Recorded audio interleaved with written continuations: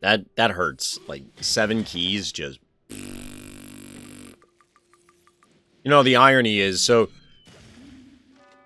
we had the disease dream team showing up, the diarrhea team.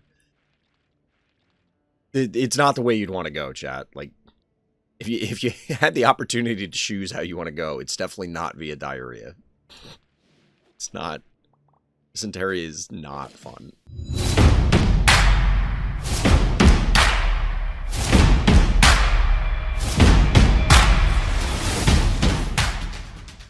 Welcome back, everybody. Welcome back. It's been a little bit. But we are here, and we do have some phobies. We've got a whole bunch of viewer games to go through. We're going to be jumping right into them right now. So what's going on, chat? How's everybody doing out there? Looks like my beard. I must have been laying weird. I took a nap. I must have been laying weird. Beard's a little messed up. I'm a little tired. A little worn out. It happens. It happens. Yeah, we missed a few streaming days. I had to take care of some IRL stuff. I likely am missing... I will be missing streaming days, 1 or more, for the next several weeks, just because there's IRL stuff I have to take care of. It's the way it goes. After that, I'm hoping that we won't miss any for a while, but see how things go. There's just, you know... You gotta do what you gotta do. It's the way it goes, right, chat? But, yeah, we're gonna be jumping into those games. Of course, before we jump in, I do have to let everybody know that I am part of the content affiliate program. That, of course, means that the Phobies team gives me in-game coffee for producing Phobies content. That content, in this case, is not just the live stream where we're doing this. If you weren't aware, we do live stream Phobies pretty much every week, with the exception of, well, what I was talking about earlier, where we miss some days every once in a while, but... Live streaming Phobies, Friday, Saturday, Sundays, pretty much every week over on Twitch. The link for that is, of course, down by the like and subscribe button in the description of this video. And you could always hit up the RandomSt Discord, because that's where you submit games if you want to get your own games up in lights. So, let's jump into those games, chat. Almost didn't switch the overlay over. It's been a while since I had one of those mistakes. But chat, we're zoning in here with dontinklsnif. So... good old Tinklesnif here has a small novella for the notes, so let's see. Lots of pushing and shoving and pulling here. I almost walked away with a win if it wasn't for those meddling... If it wasn't... Almost walked away with a win if they didn't kill my win again. Any tips on how I could improve this strategy? So, first off, shout out to dontinklsnif. I like to bring it up because, obviously, we do a lot of these game reviews, both for these official game breakdown videos, as well as just on the stream. People submit games. You can come by the live stream, submit points, and we do the review right there. They just don't make it up onto YouTube. However, as you'd imagine, most people are putting up stuff where they can lionize themselves. They can give themselves a little pat on the back to say, oh, look at the cool play I made. Here, it is actually a loss, and it's important to keep learning. So, first thing, I like Gravedigger on this map. I know when it first came around, I said I don't. Or not that I don't, but I do think you can win without Terraform on this map. I think it is definitely viable. But your life is often made easier by terraforming. You can get the initial break, plus obviously get a 1 key onto here. You also have the opportunity by the time the Gravedigger cycles up here, if your opponent didn't Gravedigger, or did not go crush more or whatever, you can lock them out here, and then suddenly you take their point. You can open up these so you just have more mobility. It makes your life easier. So if you don't want to, that's fine. But you just have to keep in mind that you're going to have to do a little bit of dancing. Now, we may see the Gravedigger come out right after this, and this whole dissertation that I'm doing is a moot point, but it is what it is. Yeah, exactly. This is what always happens. I talk about all this stuff as it's paused, and then as soon as I unpause, like, surprise, I already way ahead of it. So we do see the early Winnigan. I don't know. Obviously, we'll see how Winnigan does, but primarily, doesn't feel like it's necessary. Did bad guy... Where did this... Why did bad guy not fireball this? 1, 2, 3. Like, do they just screw up? There's, like, no reason to not fireball this. Not that I can think of, anyway. I mean, I guess if you were saving it so, like, these two can snipe this, and you're representing the threat of, I could delete your snowball. I don't get it.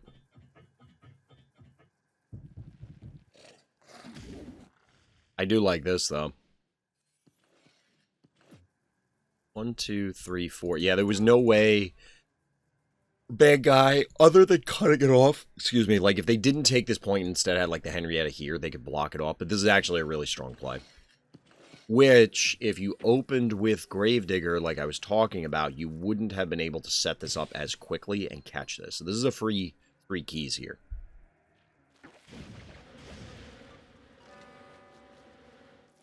Two keys, really, but you get where I'm going with it. Guess the name switched to Winnigan? Yeah. I mean, Winnigan's been putting in a lot of work as of late. The last month or two, we've seen a lot of Finnegans do a lot of work. Putting the team on their back. Slammerhead even. Alright, this could be creeping into, like, Chew Cute territory. So there was an article years and years ago. I think it was on Star City Games for Magic the Gathering. About the danger of cool things. Now, in Magic the Gathering and other card games, the reason why this is a thing, and I'm going to explain it because I don't want to miss something here. The danger of cool things is this. And again, this is within the context of card games, which you'll quickly see how it adapts to Phobies. Oh, if I get these 9 things to come together, and then the stars align, and then this happens, and that happens, then this cool thing happens. I get to do this thing. It may not necessarily win you the game, but it's certainly cool. It could win you the game. The problem is that's so enticing, and often it's not 9 things and the stars aligning. It's like, oh, well, if I just get 1, 2, and 3, and it's like just a little bit more than you usually need to do, then you can do a cool thing. Like here, if I have a Yoink, I have 2 Boops, I have Terraform, my opponent has already demonstrated that they're not necessarily thinking about the Boops and the poles and stuff because of the snowball play. We'll have to see, but it almost feels like Slammerhead here is overkill, leaning into the territory of cool things where I can win through this cool method, but you would have probably... If the safer play is just go Gin Sting, would it be more appropriate to just be Gin Sting? That's the consideration here. So we're probably getting a quick snipe here. Which means Snowball has traded for this. I also don't like Rocket Man. Like, in general, I'm not a fan of Rocket Man. It's fairly fragile. I doubt it's going to do anything very relevant.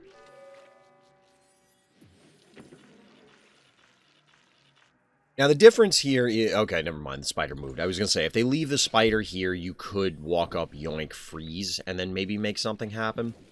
But this is part of... I feel like you've handicapped yourself here, dontinklsnif. Boops are good, but they are worse, generally, than poles. Now your opponent has a pole advantage, and you've sunk 6 keys into a phobie that's likely to do 0. Like, just, it's going to do nothing. I don't think Rocket Man is a very good threat.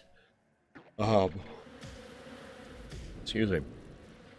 Like, it is a threat. A freeze is relevant. It does push, or potentially push damage. But it kind of just doesn't feel like it's going to do enough. Now, your pull is up. Your opponent is playing with fire here. Your opponent's absolutely playing with fire here. I have no idea why they did this. The only thing I can think here is they're trying to set up a double yoink turn. And then they think they can probably snipe your spider? I guess? Now, their terraform is probably up, which means they can break this block.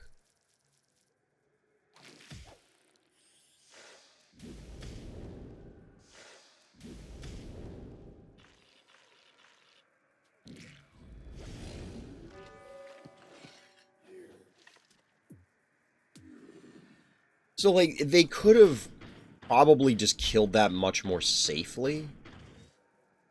However, I think in this instance, they're probably baiting you. They're baiting you into setting this up so that they can yoink your spider. Oh, no, the yoink is down. Okay, so you're safe. Never mind.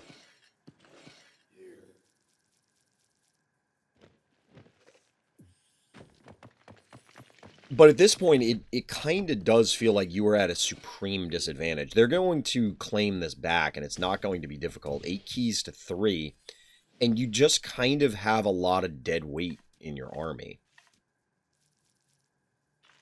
So the challenge here is, like, traditionally, if you have a pull, any displacement effect, you have a pull, you have a push, whatever. One of the common issues you can run into is having too many support phobies, where, yes, you have a ton of displacement effects, that is a threat, there are abyss tiles, but at a certain point, sometimes you just have to phobie fight, and obviously they are generally worse at it than the standard phobies that show up. I have no idea why they went smiley. Oh, excuse me. I'm very tired, chap. I really don't know why they went smiley. I mean, yes, you have some dimensionals, but like, I guess it does kind of zone you out. Does smiley work if it's frozen? I'm pretty sure it does. I'm pretty sure it does. I don't recall a scenario where that did happen. I do understand this break, but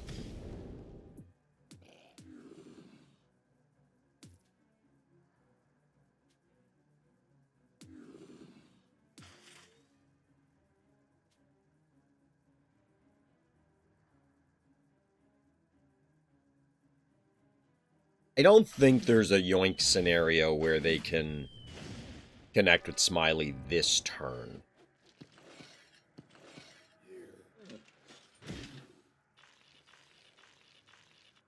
I don't think there was a good setup where, like, they could yoink your team in, disease everything, and then try and run away.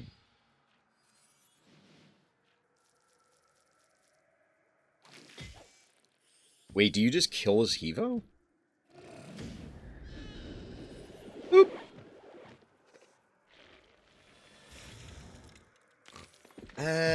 Maybe. I guess if you can... Wait, did you only attack with this once?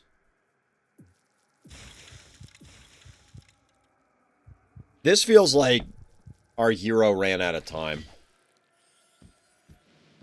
This feels like our hero ran out of time.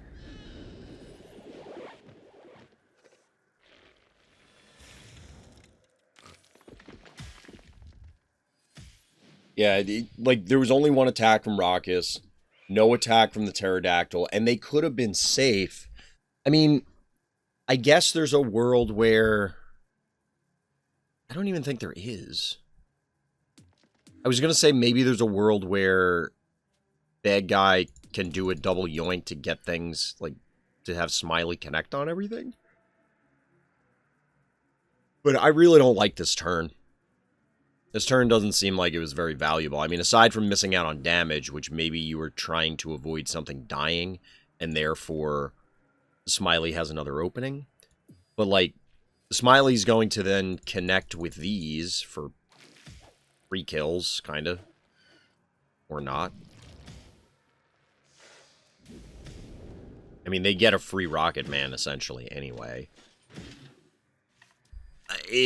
I could be wrong, but it feels like you just straight up ran out of time on that turn. And as a result, you're paying for it.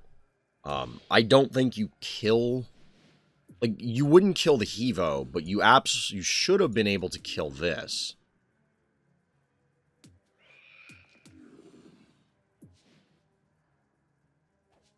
Like, you could have killed the Gravedigger, and that greatly reduces their damage. So they were ultimately kind of running into the same problem that I was describing earlier about having too many support units. So you have Displace, I mean, Gravedigger's okay, but then they added the Smiley, and it's like, alright, you have to have the Smiley get value. Alright, you get the Gravedigger anyway. But that Gravedigger could have already been dead. And then this whole turn is different. We'll go back and look at that, just to make sure I'm not missing something, but it feels like that was a crucial turn that cost you. More so, I mean, the Finnegan loss is a Finnegan loss, but, like, you missed, like, half your turn there, unless I'm missing something.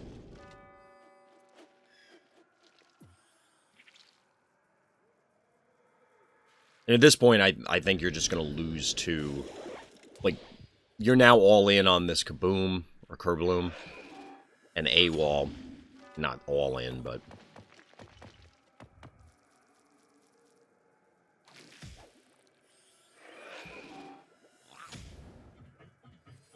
Boom, baby.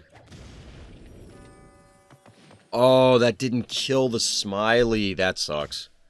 You do have a panic point advantage. If the spider somehow lives, and you can get the spider to connect with their spider, even the creep, maybe, like...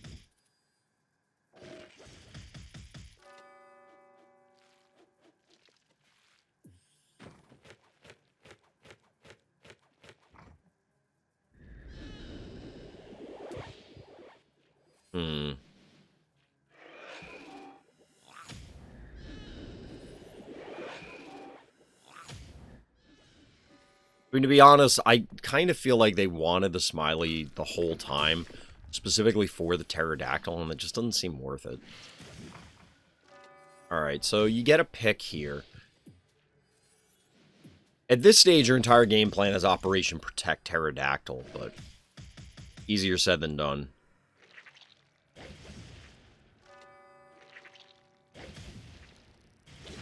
Hey, DT, what's good?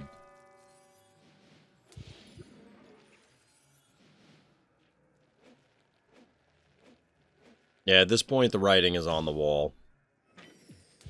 I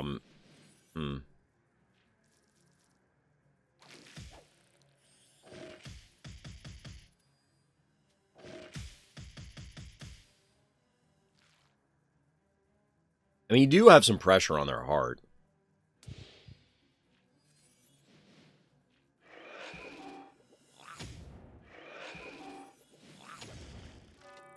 I mean, the early Finnegan loss is problematic, but to be honest, I think the game was lost on this turn.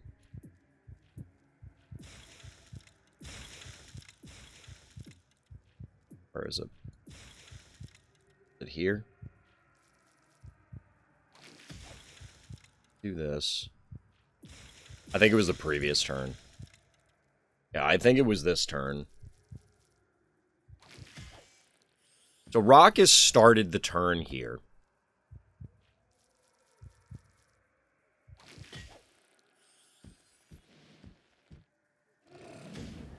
You get this boop.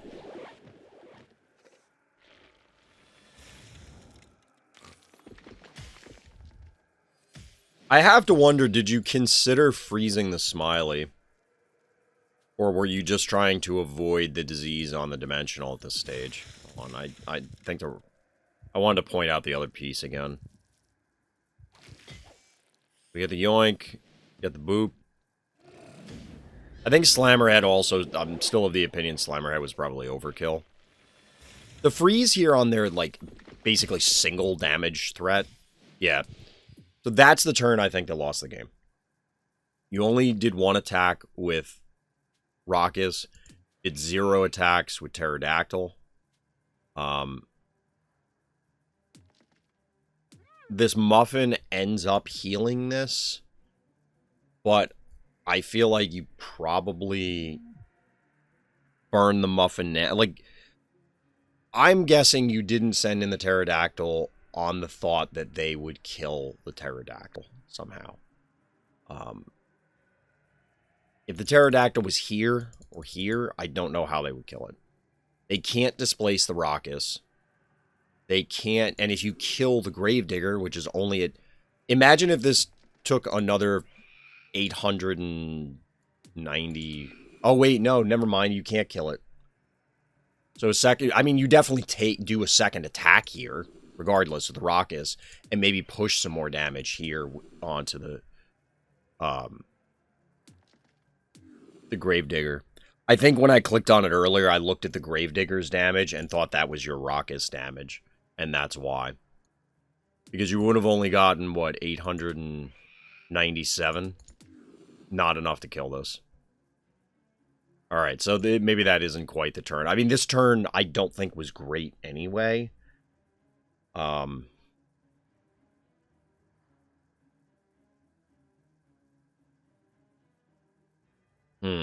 mean, I'm not a huge... I like the idea of having displacement advantage, but there is a point where if you have too many displacement effects, you just can't fight. Now, you both kind of did that, so in this case, since you were able to freeze the Hevo, this bought you a bunch of time to try and get in on the rest of their team. But I think you missed out on, like, you obviously missed out on a bunch of damage where you could have, on these later turns, ended up sinking less damage into these guys. And then, like, maybe this is already dead. Depending on how it shakes out. Maybe the Gravedigger, I mean, it gets booped, but, you know, maybe the Gravedigger dies in a different way. That opens up a different boop path because your opponent had to move differently, that sort of thing.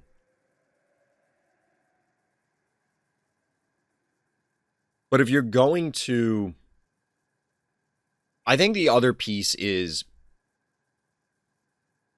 And this one's tough because arguably, since you had Rocket Man, which I don't like, you arguably had a fighting advantage because Pterodactyl and obviously Frozen Hevo.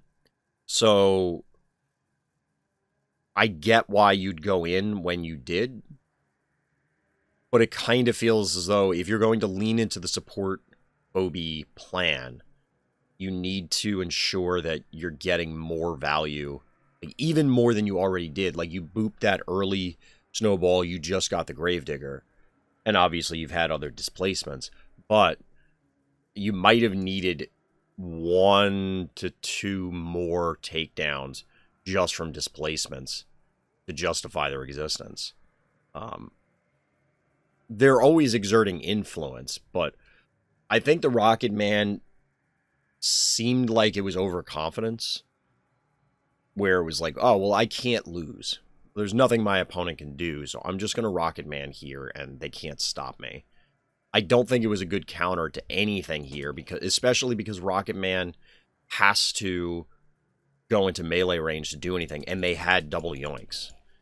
Their Smiley doesn't really make a whole lot of sense to me, but I could justify it, I guess. But I think the biggest change is Phobie choices.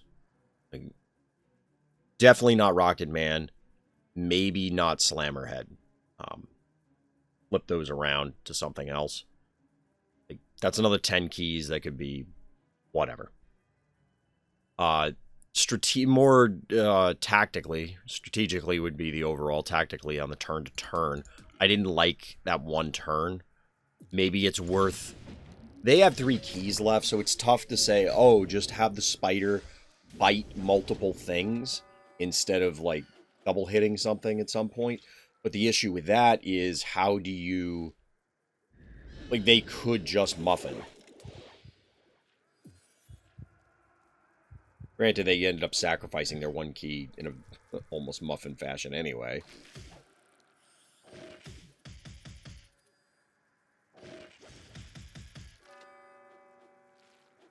I feel as though your opponent made some minor errors, too. Like, couldn't they... Oh, no, they couldn't reach here. I was gonna say, couldn't they go, like, where creep is and just yoink it, but they can't get up there. I think there's some things to clean up. And going all the way back to the beginning, I tend to prefer the earlier Gravedigger. Like, the earlier you can get something with a cooldown on the board and use it, the faster the cooldown is going to be available to use it again. So I always prefer it on 1 if I'm going to be going Gravedigger. That being said, I don't hate the early opener, what you had done. But yeah, I think it's mostly Phobie choice, and then maybe isolate some of their stuff a little bit more for the main things. That's probably where I would go with it to start. But still, well played. Well played, GG. We got a DT game and Claws. Haven't seen a Claws game in a while. My round 1 game for Dios's Phobies World Cup League. All right. So let's see what we got, chat. We got a little double cat action. Now, I'm not familiar with Dios's event. I know in the past Dios has done for other events. Well, first of all, shout out to Dios. Has done other events where Phobies are banned, or, you know, there are other rules that are attached, so I'm not sure if there was anything here.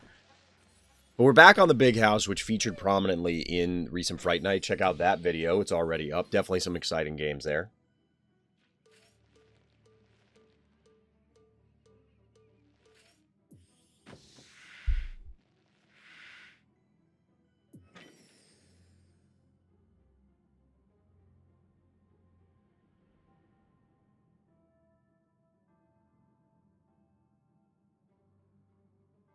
Okay, then. We've seen repellers on this map. We've seen hydras on this map. We now have blondies on this map. Let's see what happens here. This is a level 1 arena map, and who goes first is predetermined. All right. We did Phobie ban, so I banned Corn and Ivy, and Claws banned Hydra and Boss. Interesting. Reasonable. Well, I don't really get the Hydra ban, to be honest. Like, if my opponent wants to play Hydra on this map, fine. Go ahead. Like, Ivy and Corn I can get. Boss makes sense. I still don't like the idea of Phobie bans. I really don't. I think if there's going to be Phobie bans, they need to be blanket across the event. I think it's the fact that you could pinpoint and, like, just cripple someone's collection, or even, and I don't know if we're at this level yet. I don't know if it really matters yet. But for example, like, if you banned Repeller and then went Cerberus on this map, you can probably still beat it, right? But is there, if it's 2 Phobie bans per player, like, are there 2 primary Cerberus counters? And if, and I'm just speaking hypothetically here. Say there's 2 major Cerberus counters on this map. Repeller being one, and whatever the second one is. You ban those, right? And then your opponent's left maybe with the tertiary option. Or they might not even have the tertiary option. You know what I mean? And then now, all of a sudden, it's, I have a somewhat degenerate strategy on the map. Rusty. Yeah, exactly. Like, and, like, this isn't necessarily like, oh, this is a concrete example of why Phobie bans are bad. But that's the concern that I would have, because we've had this discussion a lot over the last couple of weeks, that, and in the past as well, I really feel like Phobies is intended to be played with full collections, and if not literally, then basic, like, roughly even Phobie level. And if those 2 things are true and you start removing things from the equation, it messes things up strategically and then could cause some, like, supremely lopsided games. Maybe. I mean, maybe that's not true either. But anyway, Blondie does have a Repeller show up. This is probably how I would have responded as well, or pretty close.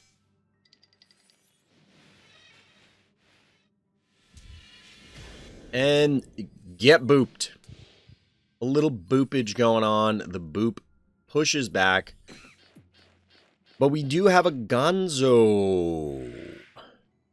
Panic point advantage is, of course, in favor of our hero here. We'll see where this goes. Bank up to 8 for DT. A little bit of a bank at 5 for Claws.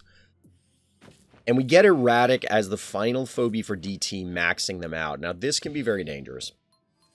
This can be very dangerous, but there are multiple 1 keys, although one of them is Slayer, who's kind of tanky. So there is an option for Claws to be able to just not kill these things and then drop something big and nasty.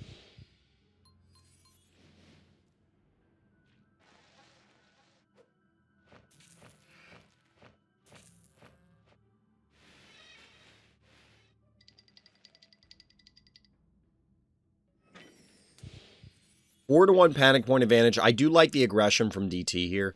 The reason being is you do kind of need to force Claws into doing something. Maybe it would have been good to see it a little bit earlier if there was really an opportunity. Because now we have Mr. Tramples. It is kind of fulfills the boss role because it's, okay, I'm going to juice Tramples and then send it in and annihilate Repeller.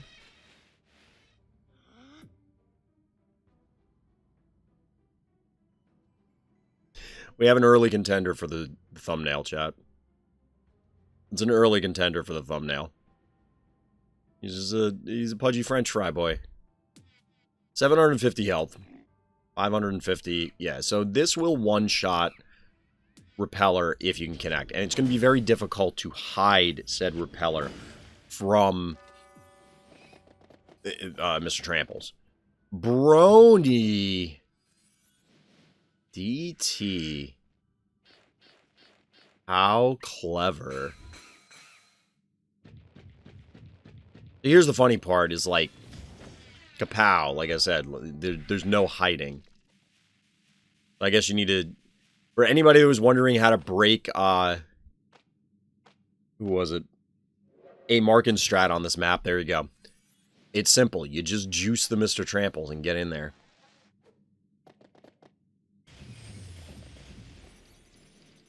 This is an okay brony. So you don't hit the blondie, but it's going to take a while. You don't hit the stabby. It's also tucked in the corner. I do like reclaiming these points. So here's what I think a lot of people would ask. Why not just put the erratic here to take a free shot? But DT appropriately and cleverly locks down every panic point. So right now, what's probably going to happen is Claws walks the blondie up, stabby comes in and hits this once. And then you now have things in range of the erratic, because otherwise this back caps here, maybe you run whatever to one of these other points, and then there's a lot less heart pressure. But now DT has a 4-to-1 panic point advantage, locking this down for a period of time. Quandavius, what's good?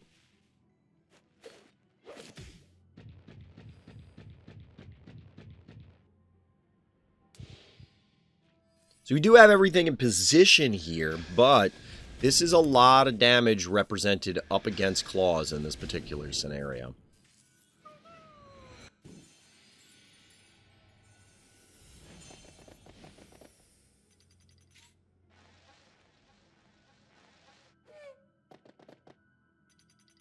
Okay, we're just swapping the Phobies around so that this way Claws is unable to reclaim the points, at least not as quickly as they like. Although the brony is just toast here, right? I think no matter what was up there, it didn't matter. It was going to die. But we're now down to a 3-2. 800 health left. There's not a whole lot of time to make something happen here for DT.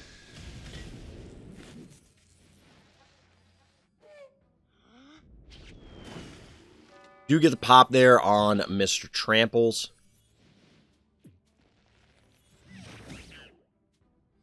Unfortunately, Gonzo should have enough damage to clear this out. This means we get a double hit here. Oh no, Sheep's... Yeah, I guess the cooldown's fast. Yeah, it must obviously is back. And all of a sudden, only erratic. And a powered down erratic at that.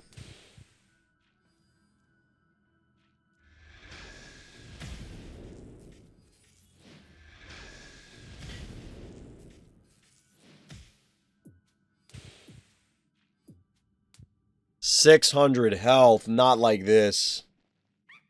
Not like this. No. GG. Shout out to DT submitting a loss. Definitely a cool game. Definitely... I don't know that there was a turn that I really disagreed with. I don't know that there was a turn I really disagreed with. I mean, I'm not a huge fan of Spud. But, like, it was doing okay. The Erratic and the Brony together felt a little weird. So, I guess strategically, the way I'd put it is this.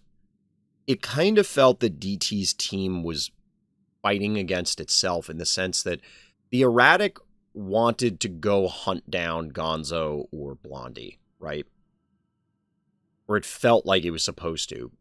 But I guess you could say that between the Brony and the Erratic, you also were planning on just preventing claws from coming in. Because it's like, oh, if you come after me, I'm going to Brony, and then I punish you with Erratic. The counter dive, though, didn't really work when the tramples came in. I feel like the tramples had to die when it murked the repeller. Or otherwise, you're just not...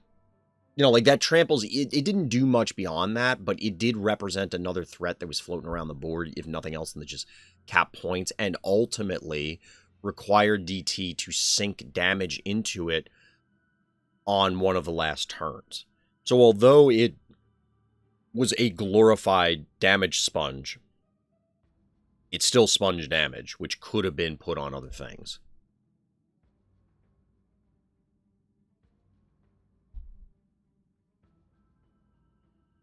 Trying to think. I don't know. Definitely a cool game, though. Definitely a cool game. GG. Is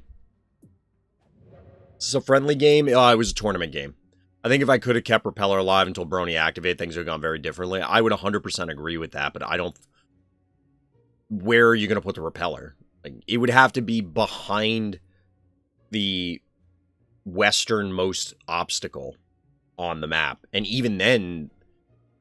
Yeah, if it was there, I think it was untouchable by tramples if you blocked things off.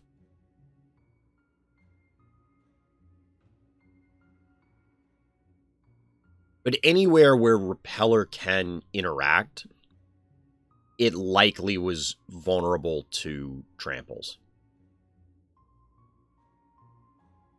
And I don't know that there is really a meaningful way...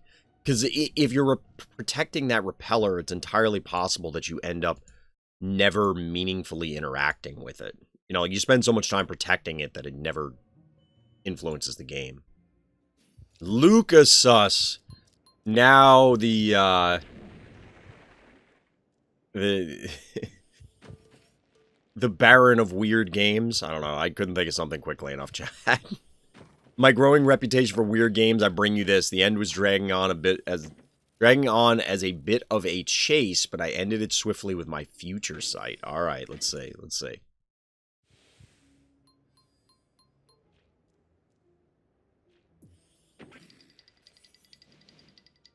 I don't know about anybody else, but I do enjoy Mount Blight. I think it's a fun map. I think Mount Blight is a fun map. I think the design is just silly enough to be funny. I really was worried about this map. Like, it didn't strike me as one that would be fun. It struck me as a game, or excuse me, a map that would have games that were kind of degenerate. But it ended up turning out okay, at least in my opinion.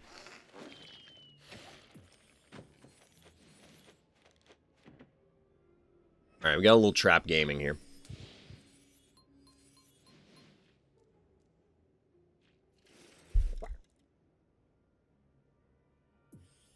Yeah, DT, I don't know. That last game... I think the Repeller was the correct choice. I guess you could have tried to line everything up so that you were constantly protected in threes. Like, you just kind of... I would call it a death ball, but it's... it's a line. Quick pick here on the 1 key. Uh-oh! Got a little Leela action, chat. Maybe this is the map. Like, that would have been the only way I could see you protecting the Repeller. is if you really went all in on protecting it. Which maybe that's fine. The ooh shroom. It's true. In fact, Leela does apparently do the ooh face.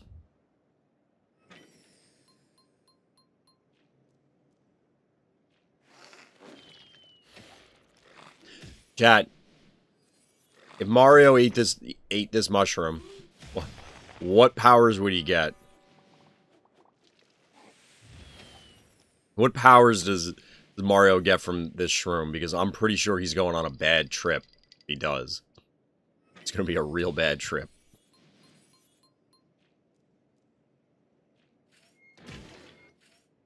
Well, Misanthrope action. We'll have to see Misanthrope.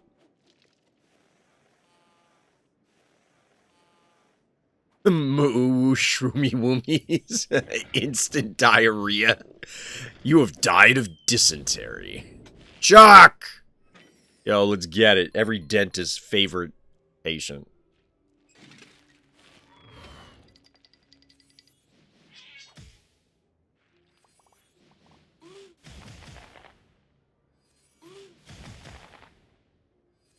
Alright, we're just gonna slap fight in the middle, I guess. It's not really a slap fight. It's a little more dangerous than that.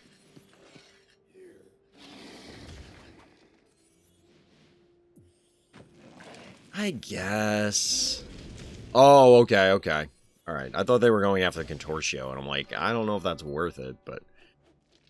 So you probably are trading... Well, you're trading positively here because it's likely that this just hits twice in order to kill it. They could send in the Misanthrope, but then you're getting a better Phobie. So, like, now the Contortio's dead. So, you're still +1 key on the overall exchange. Just fine.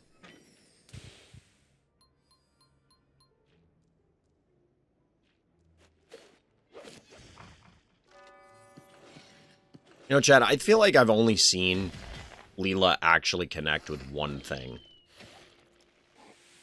We'll see how Leela's trap does. But it feels as though Leela, it's just really difficult, timing-wise, to get the traps to connect. That is an exceptionally bold boom placement. Like...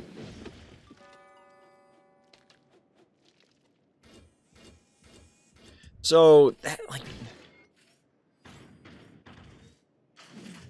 I don't know if that was like a misclick, or if it was intended to say, oh, well, if they hit it with Steve's, that means that the Chuck can't reposition because the only place for Steve's to go is on the lava or in range of the turrets. But it doesn't seem worth it. Also, what? Oh, it doesn't die. All right, calculated.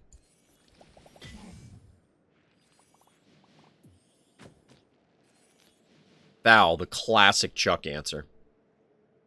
I'm not even trolling, like, this is a classic Chuck answer. And it's actually, like, we've talked about it before, of course. It comes up a lot. Like, this sort of exchange here... Oh, never mind. Get wrecked, Foul. Get cooked.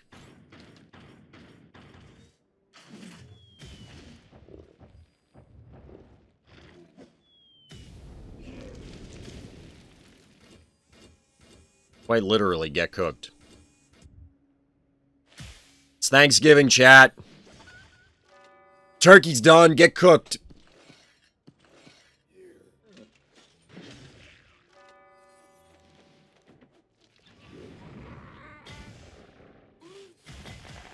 That hurts. Like, 7 keys just... You know, the irony is, so...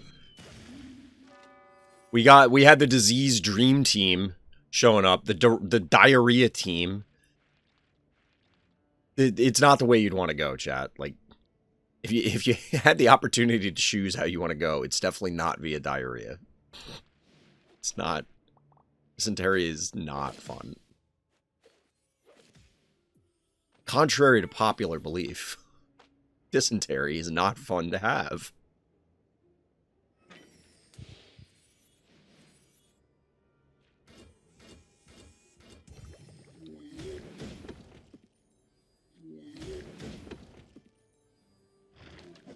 I love Steve's animation. It makes no sense, but I do love it.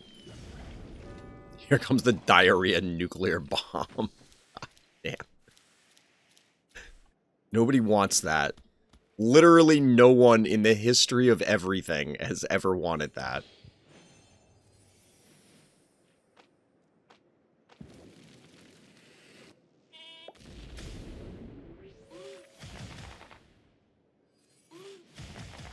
I don't know what bad guy's plan was here. I gotta be real. I don't know. Notably, there haven't been too many traps that broke. There were some. Like, I wonder where these freeze traps are. If there are any. Steve's has had to be fairly mobile. This felt like bait as compared to the earlier boom. Like, the earlier boom, I think, was probably just a mistake. But this one felt like bait. It's like, alright. Well, no, that was going to die to poison anyway? Wait. Okay, this is just why. You could have put it here. I mean, I guess you wanted... 1, 2, 3. You could put it here.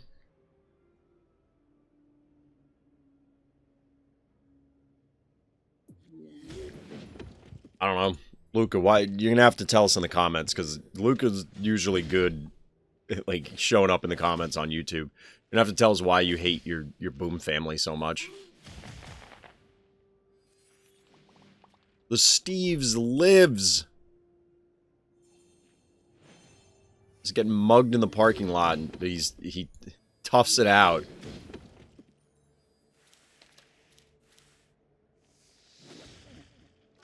I mean, bad guy... Well, bad guy's not, I guess, in terrible shape. Yeah, they're in terrible shape. Are they? Because, like, you can kill the Steves, you kill the Cassowary. You might not be able to kill the, baby.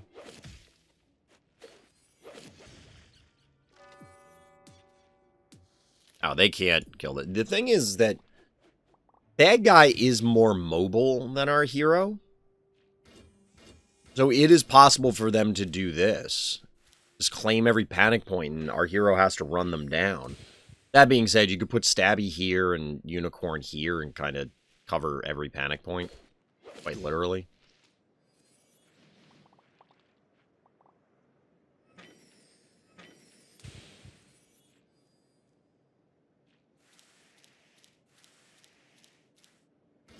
Time to bravely run away.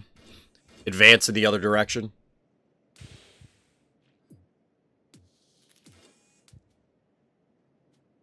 Not gonna lie, this does not look good.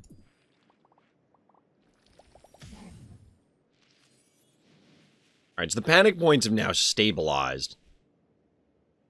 The bad guy is right there, and Baby Snakey is a significant...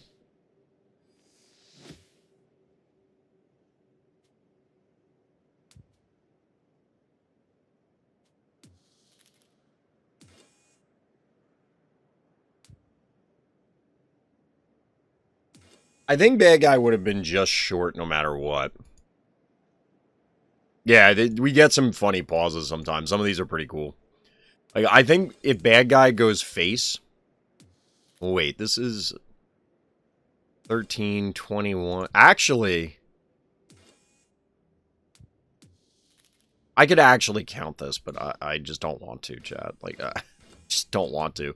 But my inclination... if I'm in bad guy's shoes... I'm ignoring what you have and I'm going heart, because there's no way I'm killing all of your stuff. I'm not killing all these.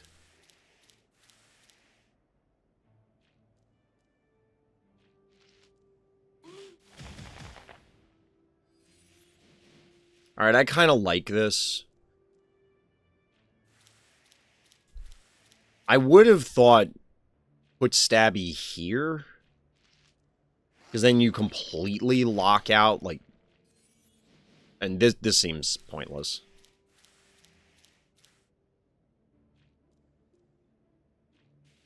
You don't even really need to chase them. I guess the game doesn't end if you do not. Because it's even panic points. Yet another reason why they're... That's maybe my only complaint about... Maybe not the only, but if I had to pick a major complaint for Mount Blight, and this goes for a lot of maps, they can't have even panic points. I think the game state should always be advancing. Like 100% of the time. Admittedly, we've seen plenty of games where players just refuse to cap the odd panic point or something like that.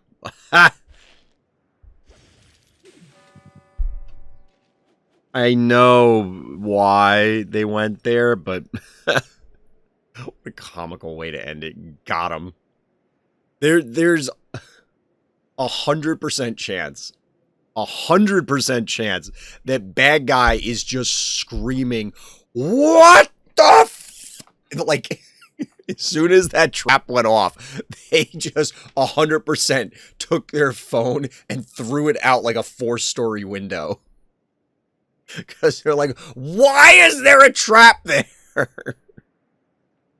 That's exactly why I hate Unicorn. I mean, that could have been any trapper. I mean, there's way less investment. So, but I don't think, like, any trapper could have put one there, hypothetically.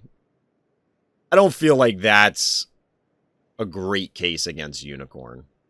Other than the idea that, like, Unicorn was such a low investment that resulted in that. I mean, that's reasonable. If everybody uses corn, then yes, it's likely to be corn to catch you. But if corn, let's say corn never existed, I think that there would be another trapper that everybody would hate. Because the strategy would still exist. I've never really been in, like, on paper, I like the idea of trap phobies. On paper, I like the idea of trap phobies. But in practice, I feel like they just end up being an exhausting frustration most of the time. If you're playing a real trapper for the sake of using traps, that's fine. I guess.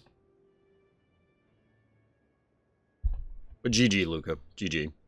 I don't think that game was as weird as we've seen before from Luca. We've had some really strange ones. ManInYellow is back. It's been a while since we looked at a ManInYellow game. Be careful of Unicap. I misplayed a bit, but it still worked. Alright, let's see. Let's see. We're back on Mount Blight here. Speaking of corn. So, here's the question, chat. What is corn supposed to represent the fear of? I know not all the phobies are like that. My first thought was Children of the Corn, the horror movie. Which I don't think I've ever actually seen, now that I think about it. But, like, it's not Oopsie Baby. So, I don't know. A cornfield maze? Maybe? Is anybody really scared of those? Like, you do the haunted hayride thing? Or you do, like, people do, like, haunted houses and those sort of things.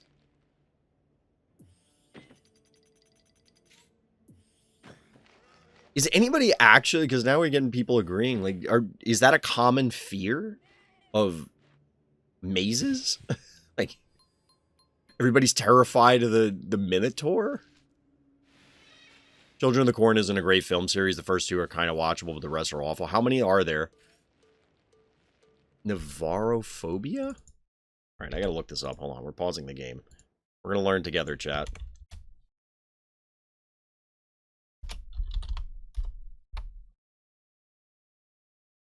It's literally the fear. The first thing that comes up is a Reddit post that says the fear of cornfields.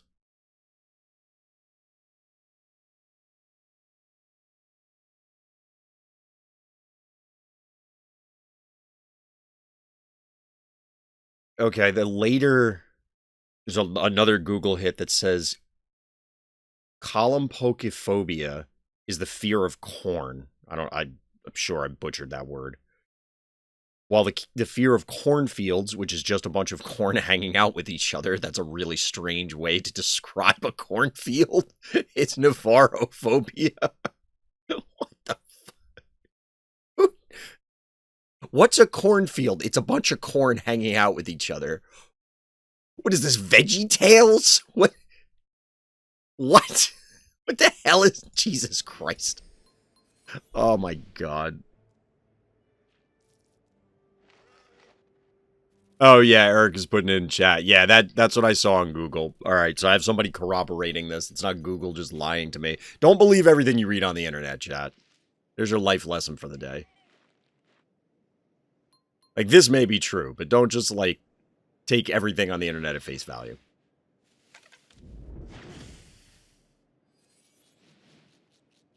Corn Social Club? Yeah, exactly. Yo, what are you doing this weekend? Yo, I'm gonna hit up the cornfield, bro. Yeah. Like, what? I have no idea what's happening. What is going on in this game, chat? ManInYellow, what are you doing? What is this? Why did Stelios go Jill and Ted early? Like, what the... Hey, you just want to have some of your corn buddies over. Watch the game.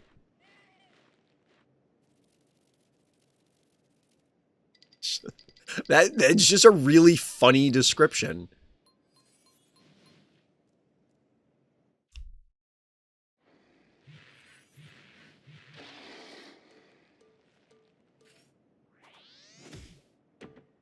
Our hero has 1, 2, 3, 4, 5, 6 phobies at. Wait. 1, 2, 3, 4, 5, 6. Oh! Bad guy maxed out on... Well, I was going to say 1 keys. And ManInYellow is just refusing to kill any of them. Oh, that's great.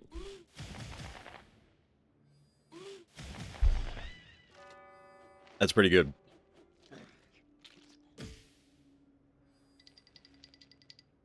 Yeah, about that unit cap, brah. You can't just take all your 1 keys and go hang out in the cornfield. That's not how that works. Now, admittedly, our hero doesn't have enough stuff to, like, cover all the panic points, but... did have literally all of them very briefly.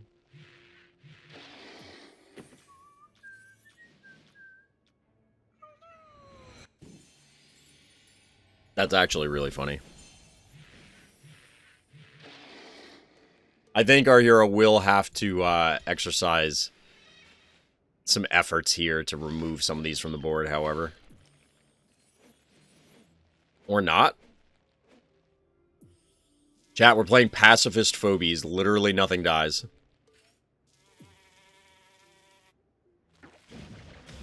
As I say that.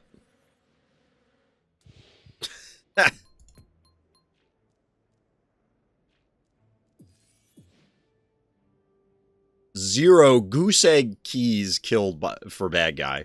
Bad guy has killed 1 of our hero's phobies. Our hero has killed zero bad guy phobies.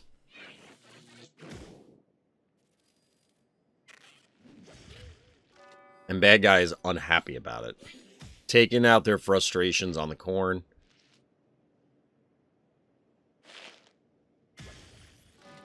Bonk.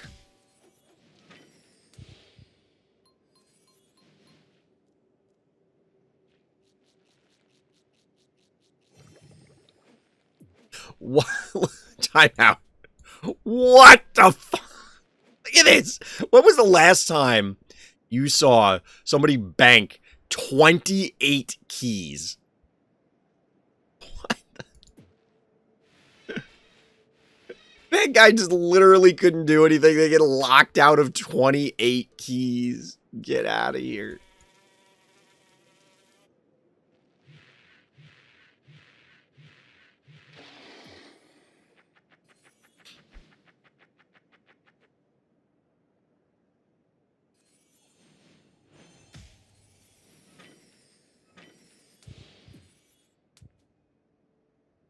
Chat.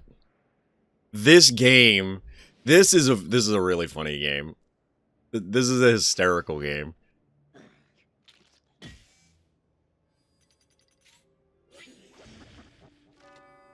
Yeah, that Morty placement was a little unfortunate.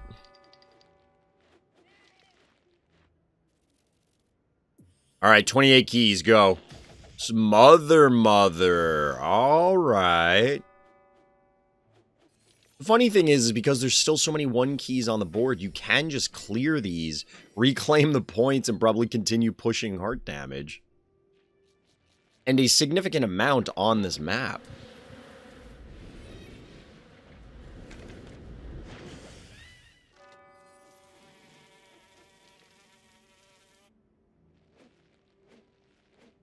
I kind of expected a kill. There must not have been enough damage. I thought there would be... Okay, never mind. That'll do it. I was going to say kill the Jill, send the Maggie there, but this works too. So, how many games, Chad, have you won where you had 0 keys and your opponent had 24 available to them? We've had a lot of wild games where we've had people come back from literally 1 heart health. We've had people just dominate games, but like, I don't think we have a new metric to gauge games by. How many keys does your opponent have left when you win? And I don't know that anybody's going to beat 24 for a while. Like, that is an enormous amount. An extraordinary amount.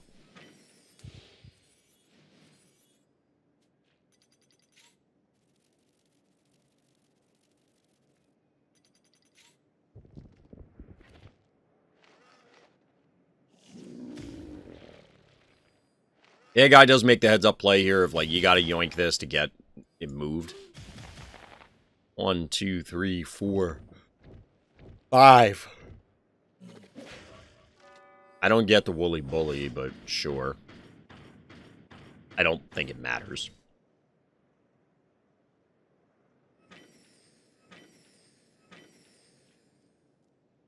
All that did was equalize the panic points.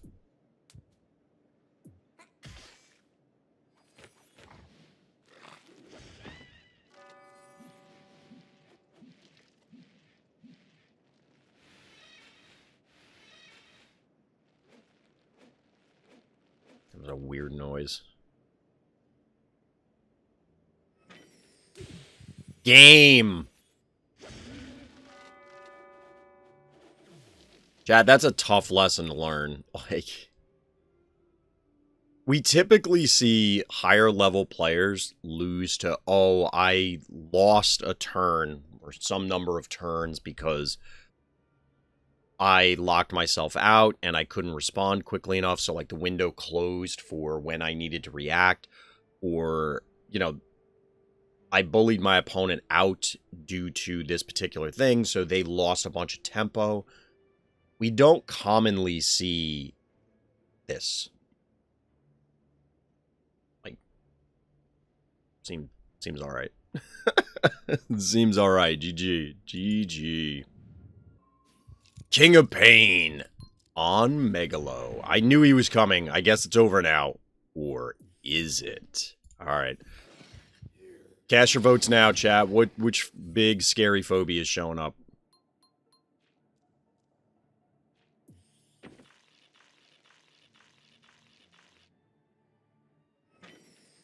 Which spooky, scary villain is going to make an appearance in this one?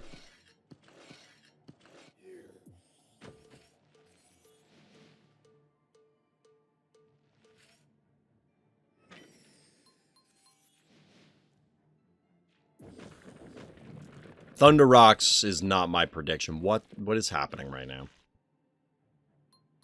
Why is there a Thunder Rocks on turn 2? Like, I legitimately don't get it at all.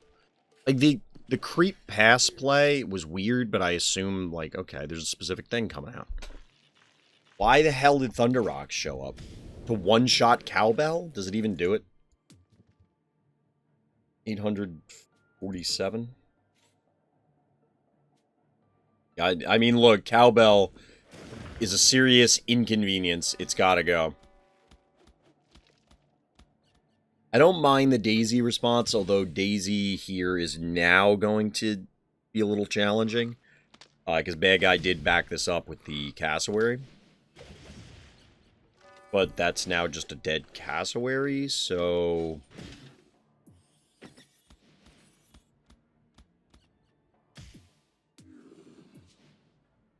Our heroes should have access to Snowball. So, like, why didn't this creep die? You kill the cassowary, kill the creep. The combination of this and Snowball. It's possible the numbers don't line up, but I feel like you should be able to get it. Noxious into Team Undead seems reasonable. Bad guy on that full retreat game plan.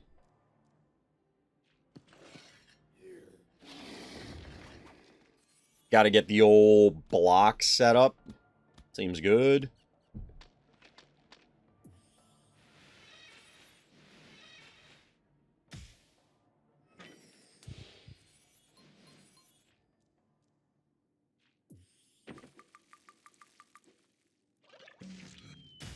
And this Gravedigger gets, yeah, I mean, this could happen, or the creep could get it. The poison on the Daisy is absolutely annoying, but it's not, like, super problematic. Hydra, I hardly know you. A later game Hydra than we've seen in recent weeks. There's been a lot of highlights with early Hydras, but here, kind of mid-game. The aggressive creep. Of course it can be. That is a muffin.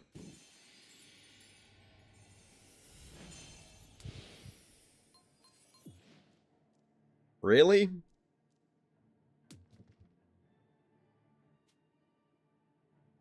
Really?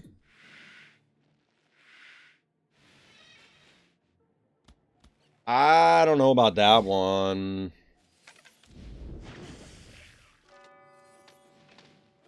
I don't know. That seems sus.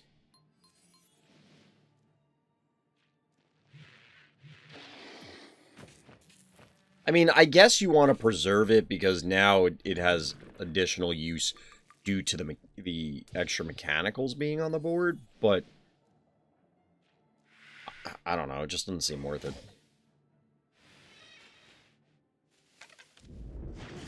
Yeah, ironically, the statue is now protecting the Noxious.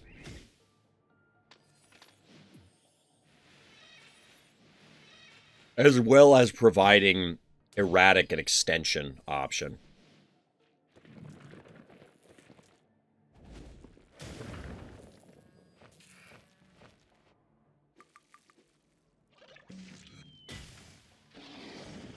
So the attractor follow-up I actually like. You can definitely trick your opponent. They'll walk the erratic just a little too close, and then suddenly there's no longer an erratic.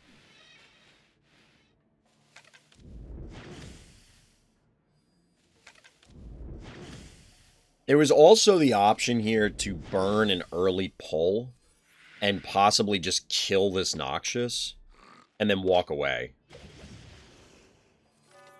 So, like, you pull on the statue, it should pull the Noxious forward, you kill it, and then you can move the Hydra out of range or something.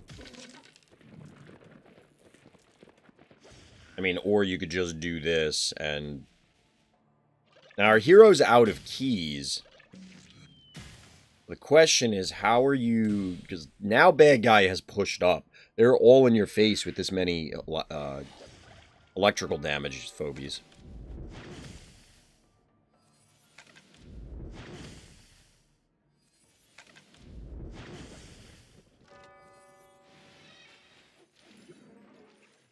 And now bad guy has to make a decision. Because the Hydra is going to do a ton of hard damage if you let it. They chose to go after Innocuous. To be honest, the play here might be yoink them away just to, like they move in and go after this.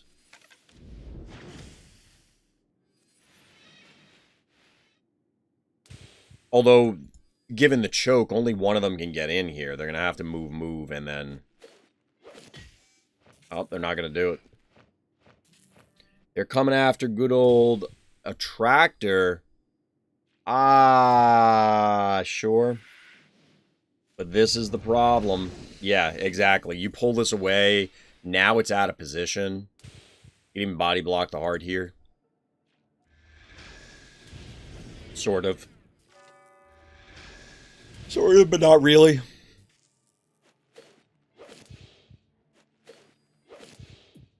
And folks, we got a race on our hands.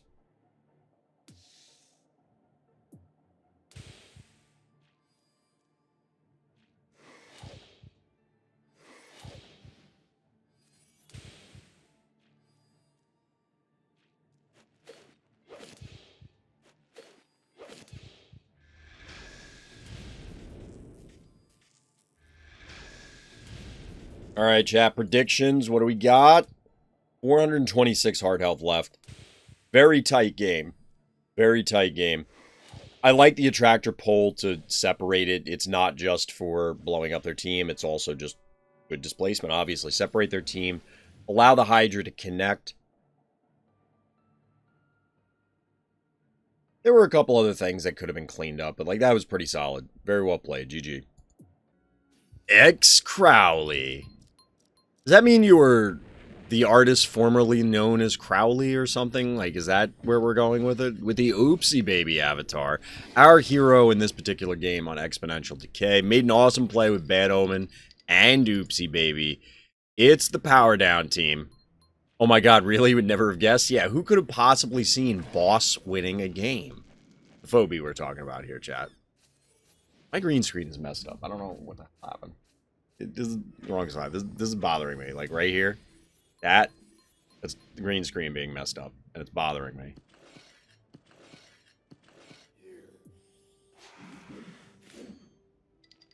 It's making it worse! I made it worse! I'll have to fix it offline. Grimes! Sorry, I wasn't paying attention to the game. I was putzing with my green screen.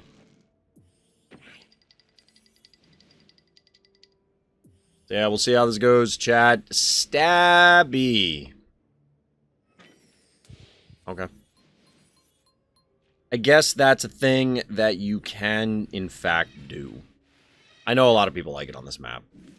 Or turrets in general. I'm not a huge fan. Not a huge fan.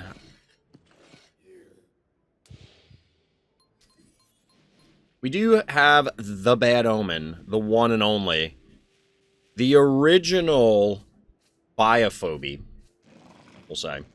I'm still of the opinion that Phobies should be like on a rotating shop and you can spend X amount of coffee to just get it. Or get, like, have a phobia of the day or phobia of the week or whatever the rotation is, and then have an upgrade card of the day of the week. Maybe it's the same, maybe it's different.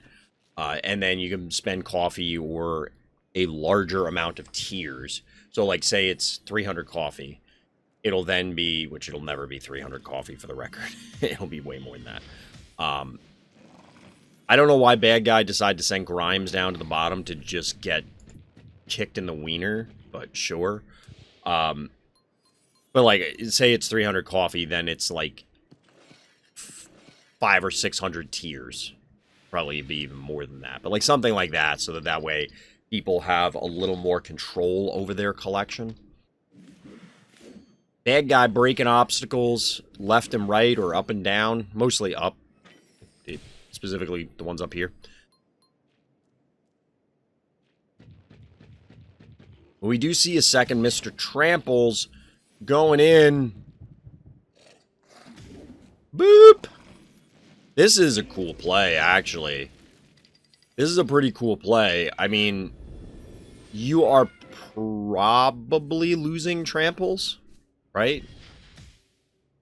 Mr. Tramples has to be dead. There's just no way it's not. But you're trading 7 keys for 7 keys. It's Mr. Tramples for Attractor and Cat. And there's an argument to be made that the Attractor has more value, so you came out ahead. Now, growing the Grimes is a little concerning, but the power down here is pretty good, because the Ginseng's just going to have to walk away from here, most likely. A wall.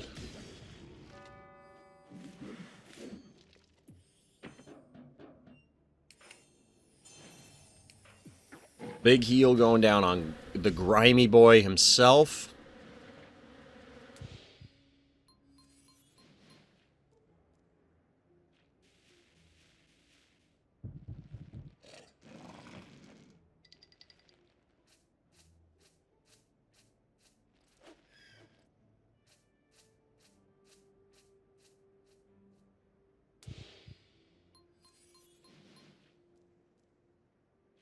I don't quite get the smiling. Presumably it is the quote-unquote counter to Grimes. It doesn't seem like a very good one. Oopsie baby. Wait, our hero's supposed to have that.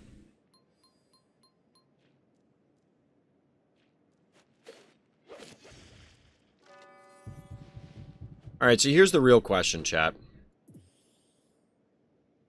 First of all, that's a paddles. Is Grimes's cloak slash tunic exceptionally grimy? Like, is it supposed to be this lighter gray color, or is this just supposed to be, like, light accents? Like, that's where the light is hitting, so it shines brighter, you know, or it's lit up. And really, it's all this color? Or is Grimes just rolling around in the dirt and needs to desperately go to the goddamn laundromat? Wash the damn thing. You're gross. Please. This is why you get these stink fumes coming off you. What's the matter with you, Grimes?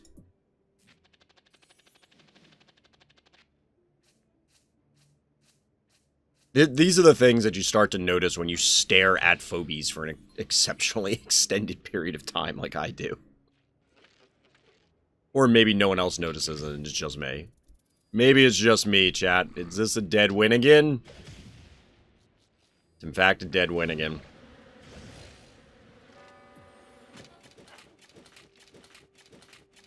So, bad guy...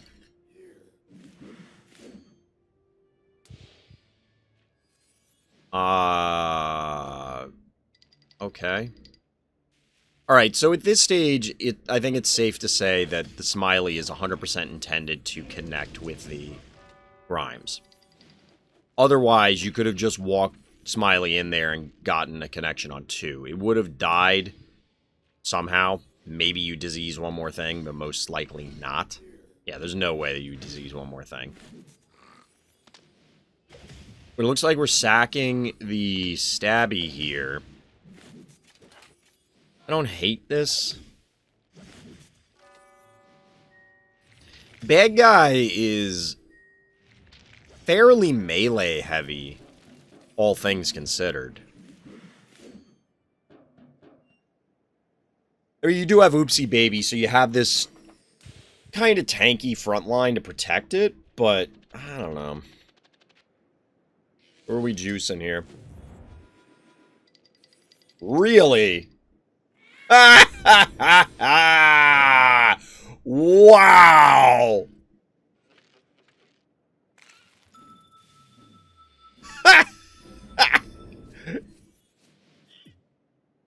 Oh, baby, look at that. Would you look at that? I want to see this again. Maybe this is a better thumbnail, chat.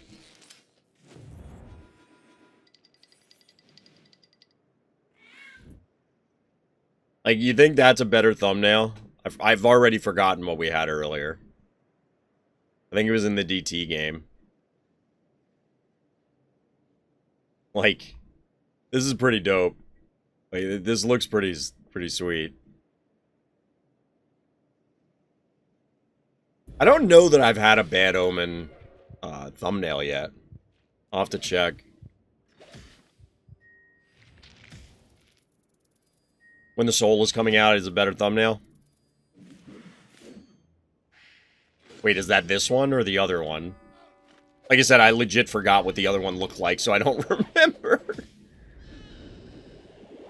Have a problem, chat. While being tired.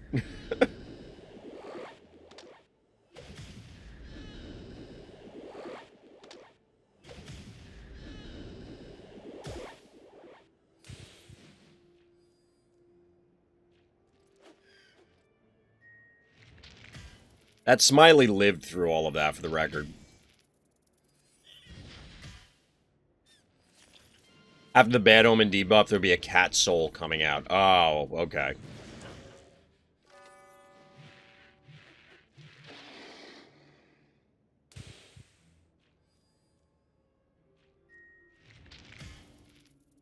The Noxious is fine? I don't know. I don't know if that's necessary, but I mean, at this stage, I think whatever you do, you're in pretty good shape, most likely. The Smiley dead? It's possibly dead. It is not. That is bad news, bad guy. Because that's going to be a diseased Grimes. Ah! Oh, no. Diseased and poisoned. My buddy, you ate at the wrong gas station. You gotta be careful when you pick up that random gas station food. It may not agree with you.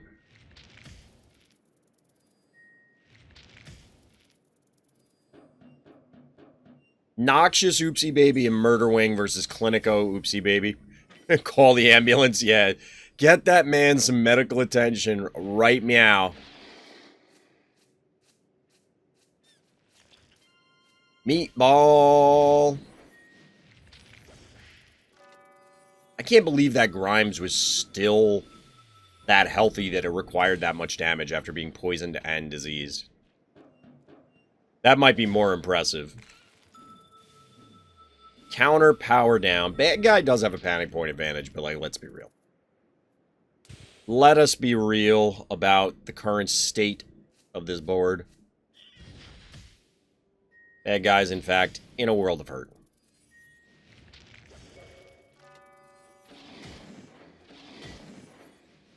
I'm amazed to see a game with two Oopsie Babies.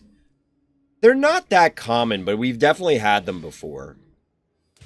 I feel like Oopsie Baby gets a decent amount of play. It's a phobia. Like, Oopsie Baby is very interesting to me because I think Oopsie Baby is very good. But it doesn't... I don't know if it's just not flashy enough. You know what I mean? Where it isn't so overwhelmingly powerful in any given scenario that you go, oh yeah, I 100% know I want to slam Oopsie Baby here. But there's a lot of scenarios where Oopsie Baby can take over a game. The 3 range, the power down, like, it can do a lot. But yeah, Oopsie Baby mirrors are fairly rare. Crowley takes this one down. GG. Chat, you know what time it is? It's Nuggy time! Nuggy time! I lost a total of 3 phobies this game, so I don't even know what my opponent was doing this game. Yeah. Yeah. Sometimes that happens. Sometimes that happens. It's usually, who was it?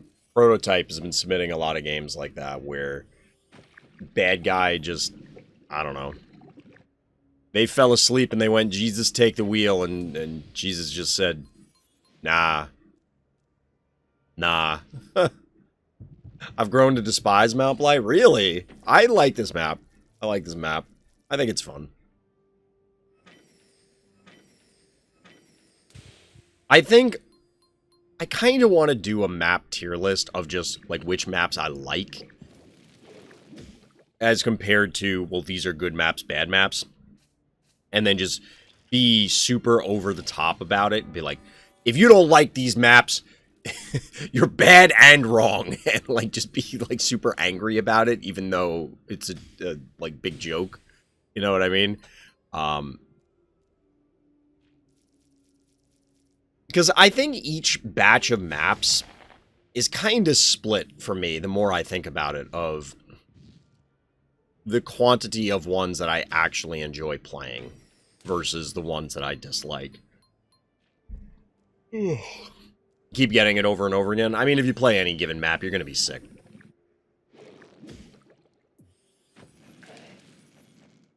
They probably just didn't want to pay to have it collected, Atona. Like, I know by me, if I'm... where I live, if you want anything that's, like... If it can't fit in a trash can, you have to pay, and it's not an insignificant amount to have it hauled away. I mean, I guess you could drive it directly to the dump or something, but... I assume.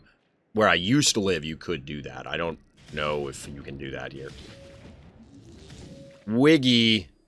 The Wrath of the Spider, I don't know if... I assume it just comes down to size, right? Like, in actual real-life relationship between these two bugs. Of, like, which one is predator, which one's prey. I assume it just ultimately comes down to size. Alright, never mind. Wiggy's gonna eat that muffin.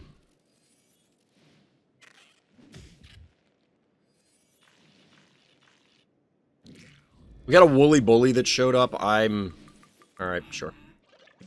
Yeah, bad guy's just getting punched in the neck here. It's an absolute one punch, just goes down. Right in the throat. Speaking of power downs, I wonder if... So, the hero said in the notes that there were 3 Phobies that were killed. I wonder if they were counting Muffin. So then there were really only 2, technically. Earwigs are absolutely disgusting creatures. Yeah, they're creepy. They're creepy. The insect world...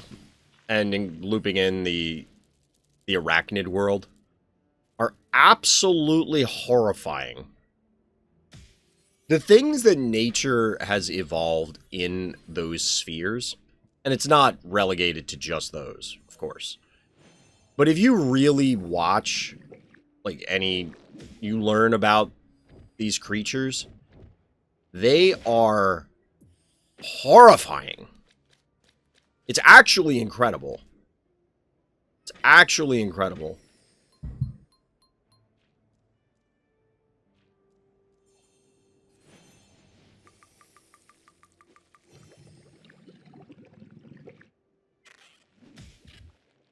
I feel like Tickles is not long for this world. Alright, Tickles is probably victim number 1.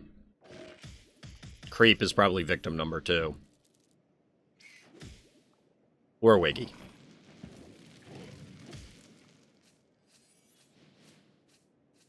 That bad guy is just... Wow. I take it back. I mean, something out of this grouping is going to die, but yeah. There's not a whole lot for me to say in this one, because it's just a good old-fashioned ass-whooping. That's the way this is going.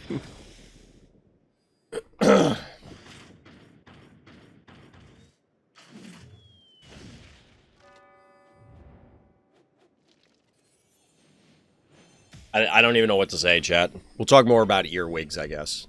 Give me your best fun fact about earwigs, chat. Because I sure as hell don't have any.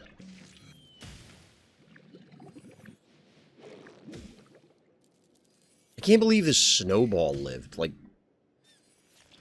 I legitimately don't understand what the hell bad guy is doing. It's actually mystifying.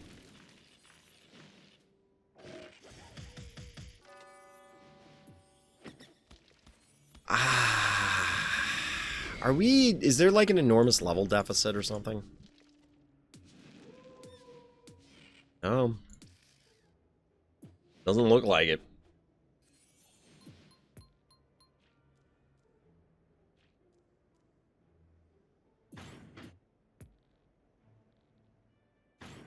When was there a Finnegan? I don't even remember seeing the Finnegan. I legitimately don't even remember seeing the Finnegan. Like, what is happening?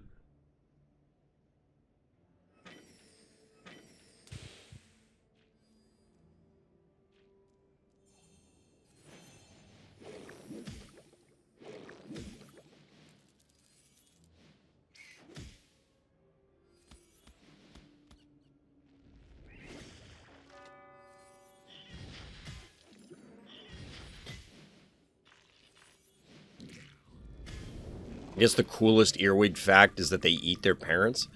It's not even a unique trait among animals.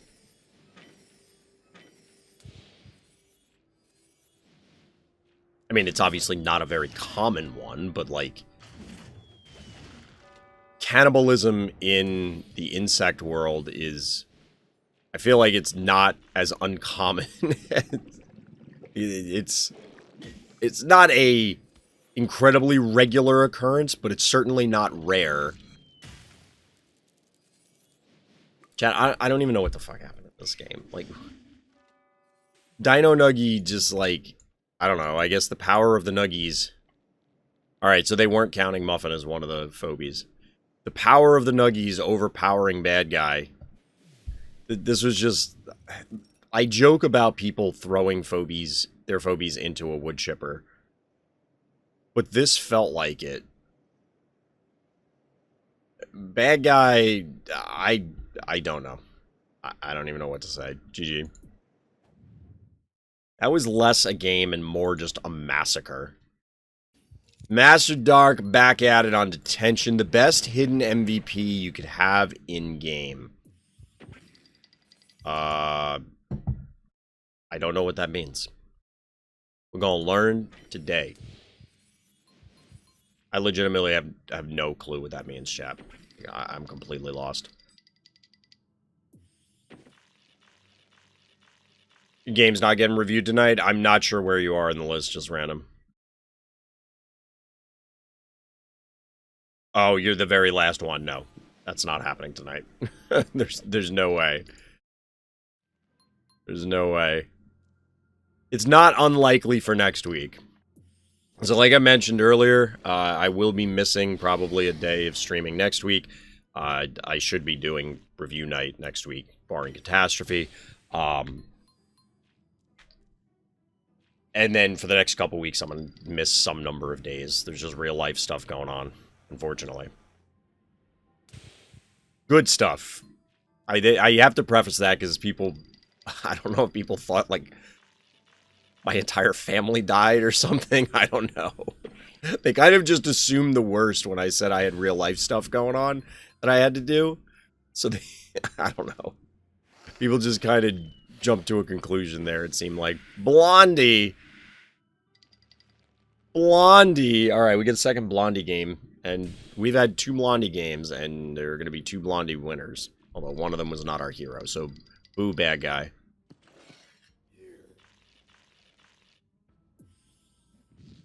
Boo, bad guy. Yay, hero.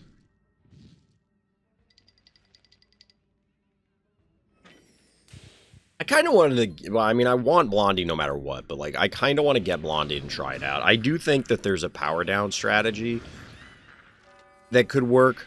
As compared to, like...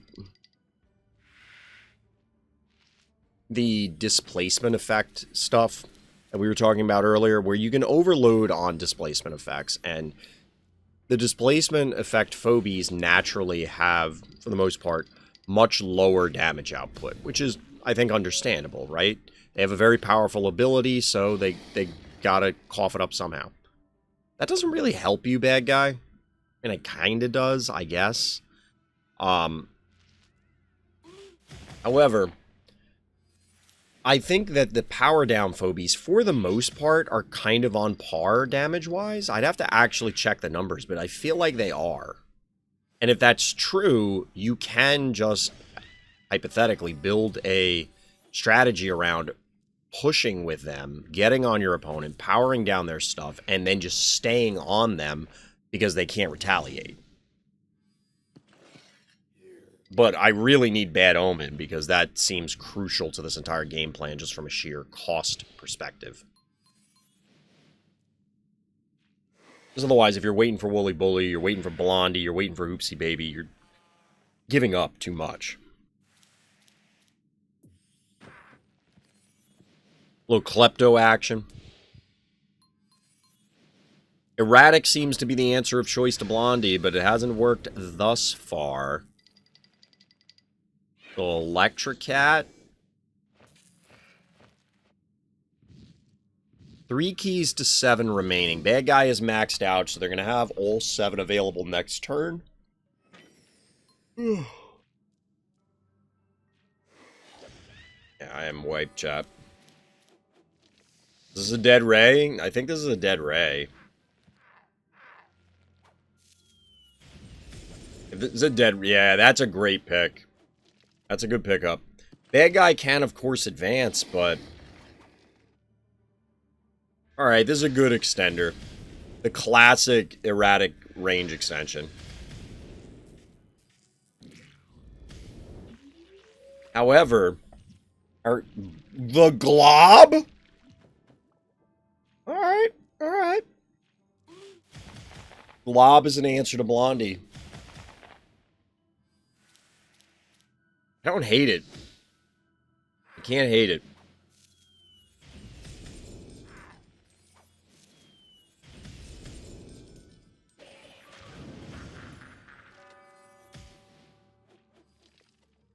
And all of a sudden, bad guy's kind of on the ropes here.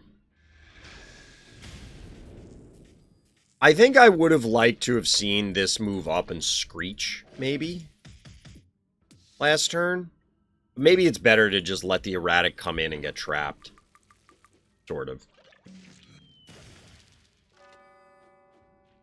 Last phobia is Jar.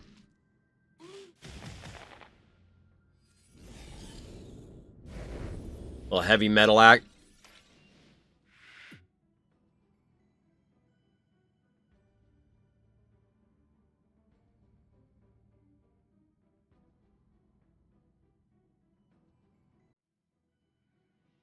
Am I being trolled right now, chat? Am I being trolled right now?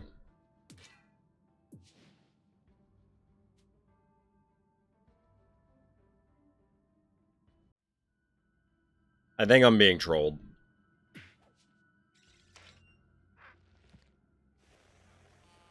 Rusty worked against my Glob? That doesn't sound like a horrendous usage of it. But for most of it, this is what I want to see out of Rusty long term. I want to know, is Rusty simply a... Like, it's misunderstood with respect to we haven't seen... Like, Rusty is a predator for some phobia, right? Like, Rusty is the answer to whatever phobia it's supposed to address. Say, Glob. So if we don't see Glob used a lot, and we don't see good Glob usage, therefore Rusty sucks. Is that what's happening? Because I'm not sure here. I don't know what bad guy's plan was. I mean, I guess at this point you're stuck, but like...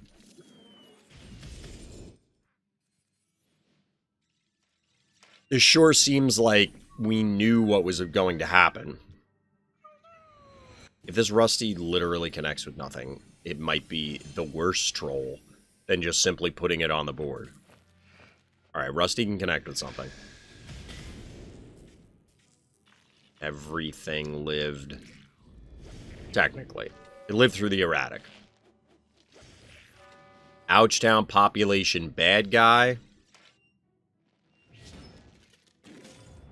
Rusty actually... You could make a fair argument that Rusty was a critical component to winning this game. Because otherwise, hypothetically, this thing can come and, like, it obviously kill this, but could chase down our hero's team. It would have been very, very difficult for bad guy with the creep gone. Like, if the creep lived somehow, like, it didn't go up here, then maybe.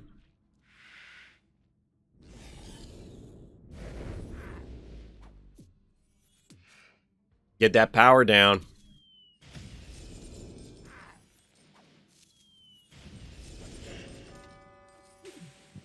Chat, the impossible happened. Rusty participated in a game, and it made...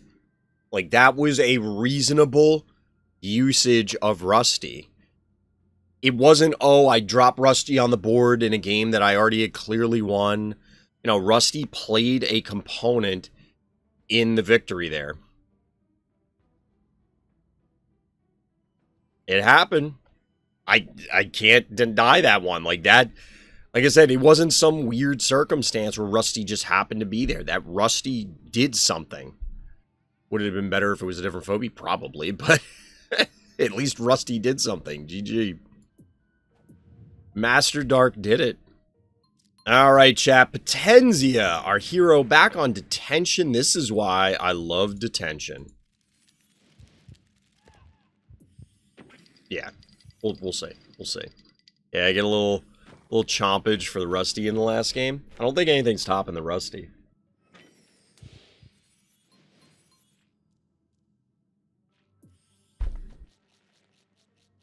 I don't think anything's topping that Rusty. This is an 11-turn game, chat.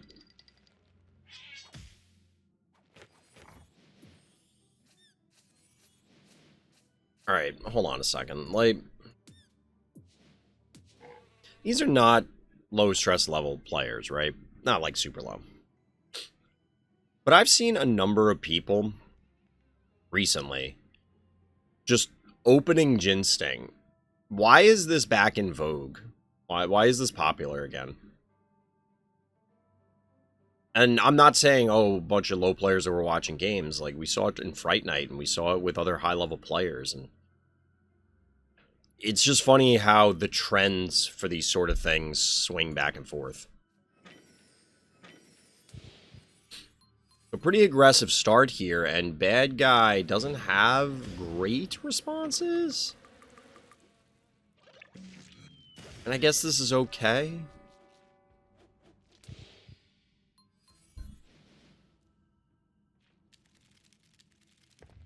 Yeah, I don't know about that one.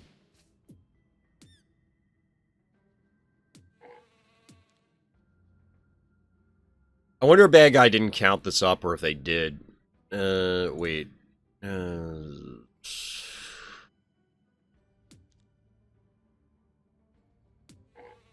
Like, I assume the Gin Sting would have died.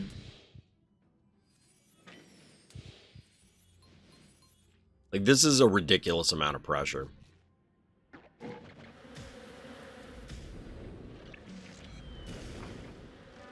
And bad guy can't meaningfully stop the pressure. I think they needed to put another 1 key on the board and possibly leave the jar there to get sniped intentionally, just to alleviate attacks on the heart.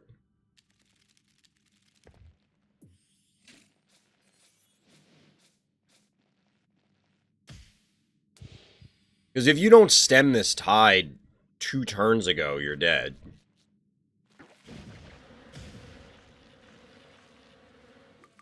And the jar's not even in position to kill this. Oh, apparently it is. I thought it had more health than that. I mean, this is a valiant attempt. And you could argue our hero's actually not in a great spot here. Except, bad guys maxed out. And they are not in position to fight.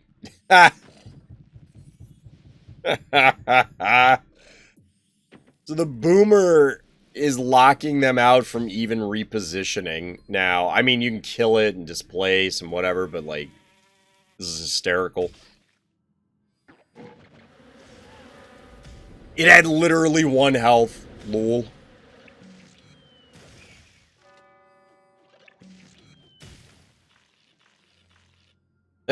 Excuse me, coming through. Make way. Oh, wow. Finnegan goes down, too? Alright. Except, surprise.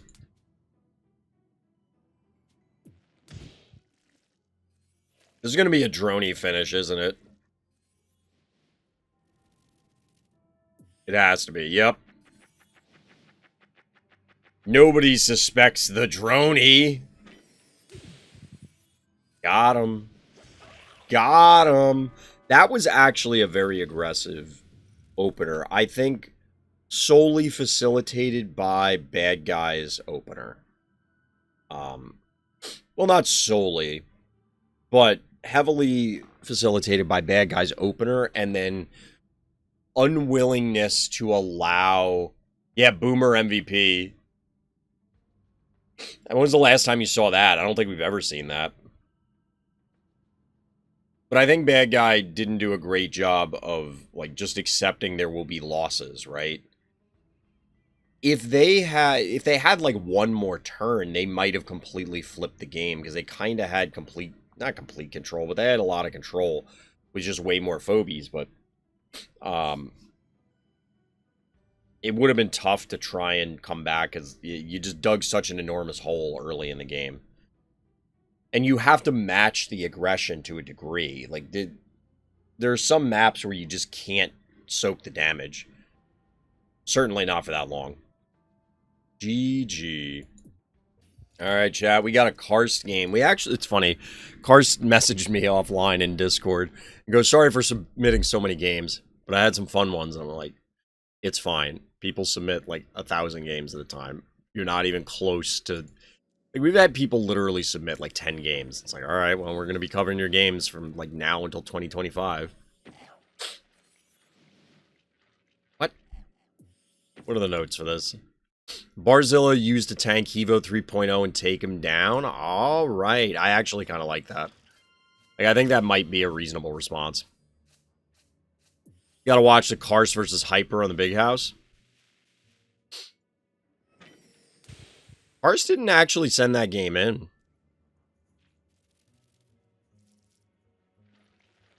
Karst has this one. Then they have Quantum Phobie, Polsey, and Alex Anger. I guess. Those are the only ones they put on there. I think this is Monster Event Gaming. Oh, at a bad guy? Yeah, that could be true.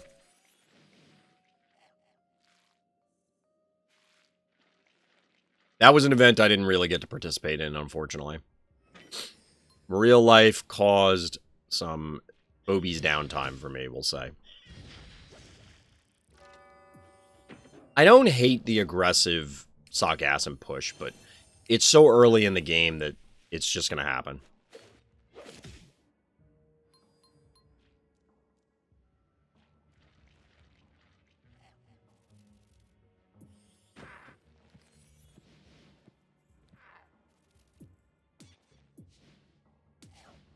Alright, so bad guy is roughly on par level-wise. I was just double-checking, because if we are getting monster gaming and Karst was able to win through solely monsters, like, I wanted to make sure this wasn't because it was a... Which Karst probably wouldn't have submitted the game if there was, like, a monster-level difference. Get it? Because he's using all monsters.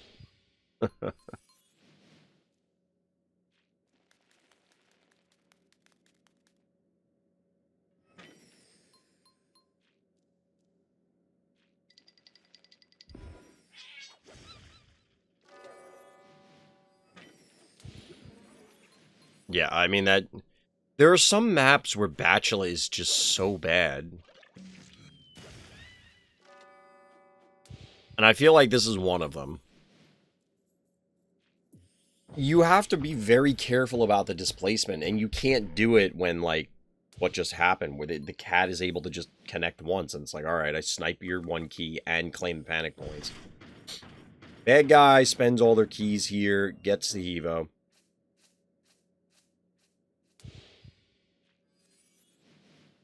The Barzilla is ready and wait. I thought the Barzilla was going to the stem for a second.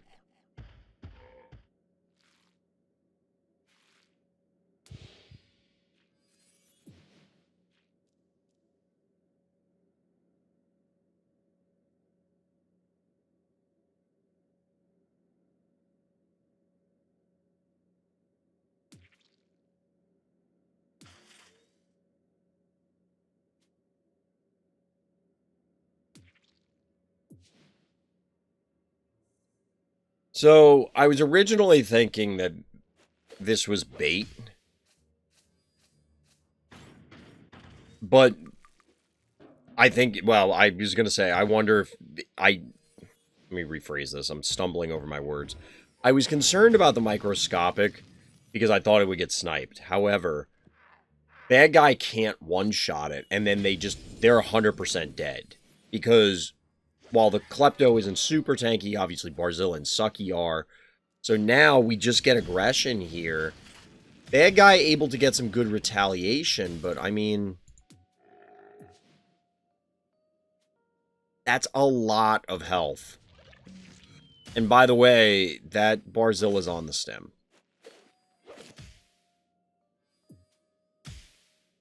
Barzilla just eats everything.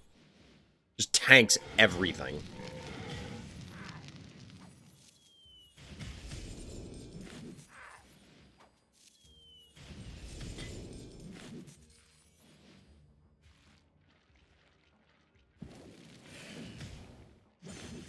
And suddenly, just like that, 12 keys laid to waste. I mean, the Barzilla's gonna get traded out, presumably? I assume Barzilla's dead. Yep. However, bad guy only has 2 keys and a dream. Karst, however, has way better things than just dreams. Way better things than just dreams.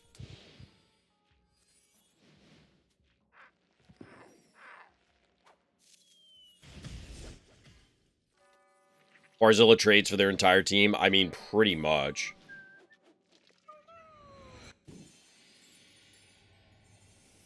By the way, Karst still has 2 keys left. 1 key left. 0 keys left. But you know what they do have? They have a win. You know what's funny is I don't hate the idea of Barzilla as a counter to Hiva. I don't know how regularly it will work, because part of this is that Barzilla was situated on the stem, so clearly pushing way more damage than it would normally. But the idea of just big, enormous dum-dums to tank through the AoE is not bad. You know, like, in principle, that seems like a reasonable strategy, a reasonable line to take. It's kind of like going alligator into an attractor can work because your opponent, even if they're able to kill, say, the alligator, they're going to have to invest so many resources to do so, and then the rest of your team that got pulled retaliates, and then you end up ahead, hypothetically. Does it work out that way every time? I don't know. Big She is back. Tournament game bans. Unicorn, Innocuous Attractor, Forced Picks, Bachelor Alligator. I wonder what tournament... This sounds like a Dios event. This is from 9/8. I don't know. Forced Picks were Bachelor and Alligator. I don't know, chat. What do you think? Do you feel that Phobies is in a state where you need Phobie bans / forced picks, I guess, in order to keep the game fresh? I don't feel like we're in that position. I feel like it's completely unnecessary and extraneous. But yeah, forced picks is a new one. I agree with DT. I had not heard of it prior to this.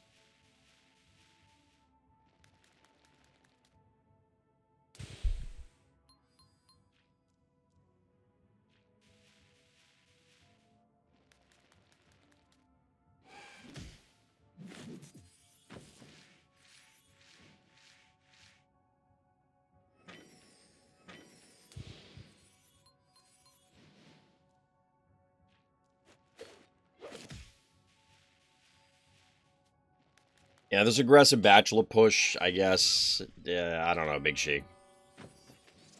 Honey Bear, I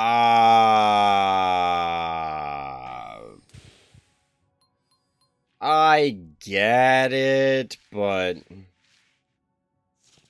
I don't know. What do you think, chat? Personally, we saw a bunch of Honey Bear through Fright Night on this map to counter a variety of different things. Mostly boss, sometimes traps, but not a huge fan.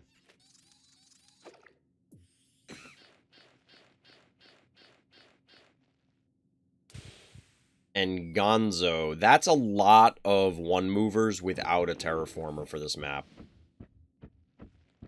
That's a lot of one-movers without a terraformer. You're going to have a difficult time positioning these such that they can do everything they need to do and that they can actually interact with your opponent's team.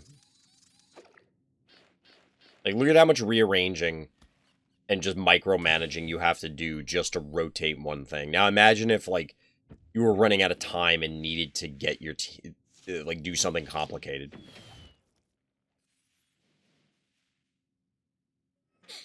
I like the trap placement because presumably bad guy's going to power off, like, hit where the poison ivy is. Yep. This means the traps are still live.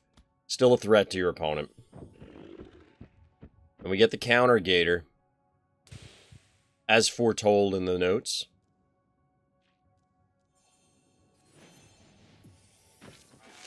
Little gator action, just flexing on him. Of course, the Big She special in Leaper card. Still 5 keys available for Big She, by the way. Bad guy only has 3.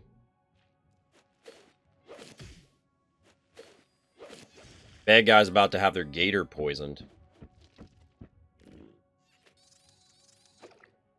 This feels like a long... I mean, obviously that trap down there came down a while ago, but this feels like a long-term setup that Big She was working towards.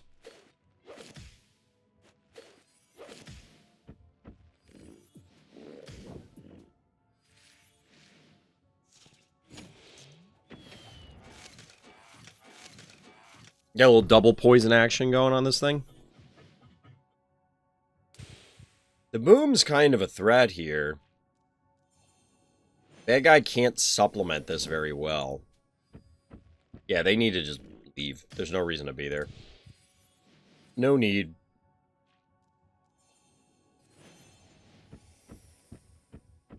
Ooh.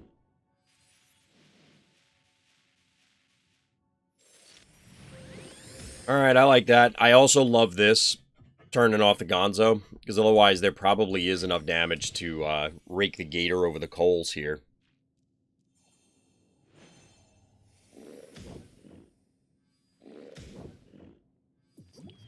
I mean, it's still going to take a beating, but now this is a big difference. Bad guy is having to power off their own panic point here instead of the aggressive forward one.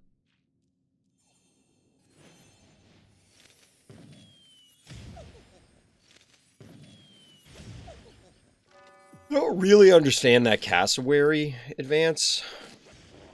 Gator goes down, and so do bad guy's hopes. Like, this is kind of a slow grind.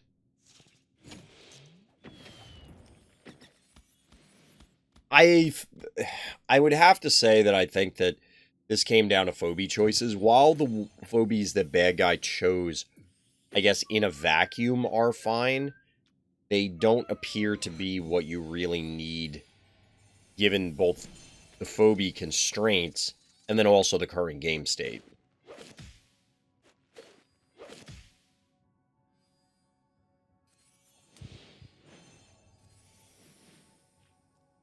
I'm not real clear on what that honey bear is doing.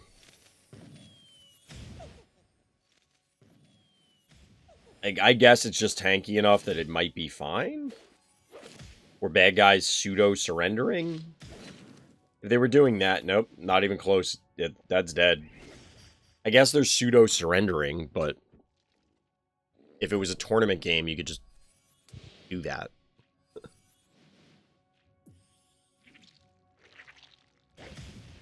You even gonna kill this gator, friend?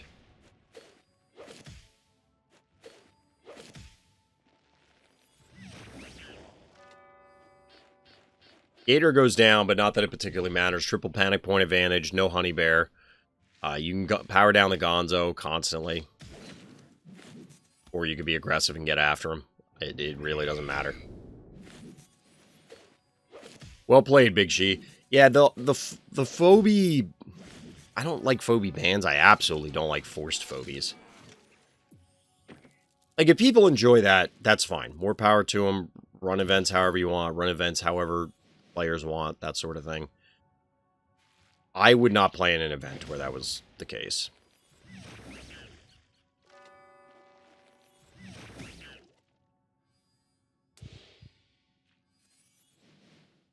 I just don't... I mean, it's even putting aside what I was talking about earlier, where I feel that Phobies is set up with certain expectations and requirements in play for what makes a quote-unquote appropriate good game or whatever. And I feel as though this disrupts that significantly. I also just find it kind of annoying.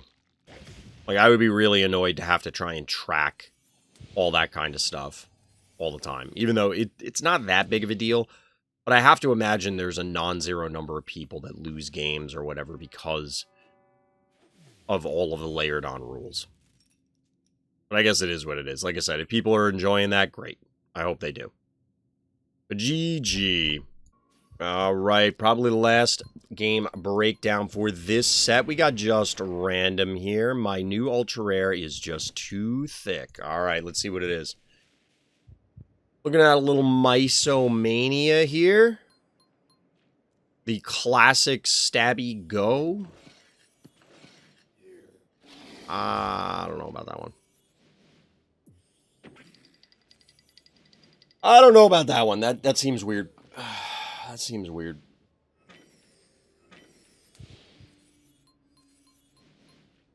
I'm wiped out, chat.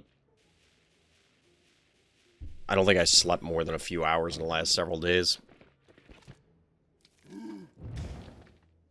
Alright, we at least get a follow-up Terraformer, but I don't get the Stabby. Like, that doesn't make any sense to me.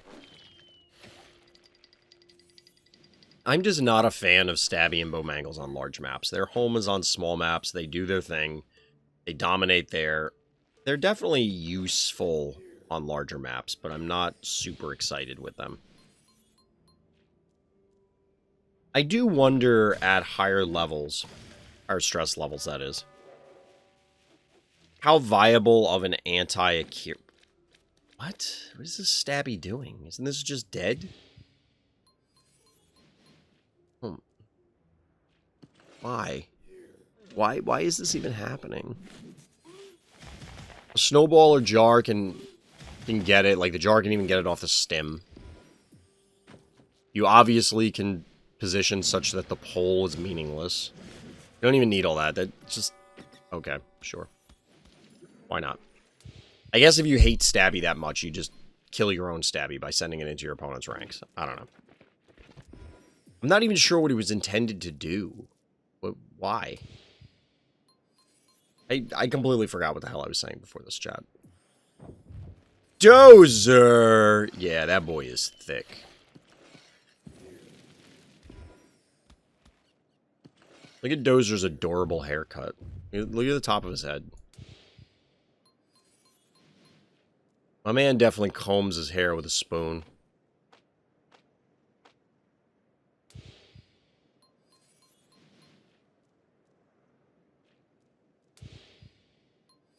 Alright, we're just passing turns now. I mean, not that our hero really had any real need to advance.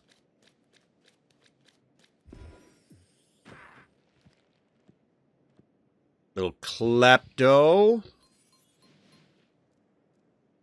I mean, bad guys got to do something. The ball is in their court. They are the ones that need to make a difference here.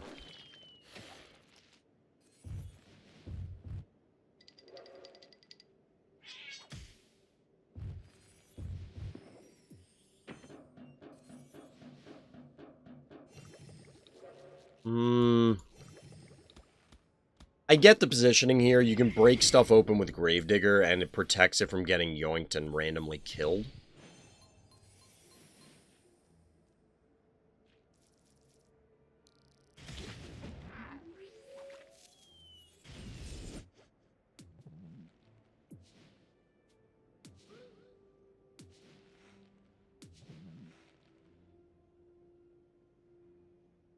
I feel like Dozer just discovered Unicorn's Trap. Look at his face.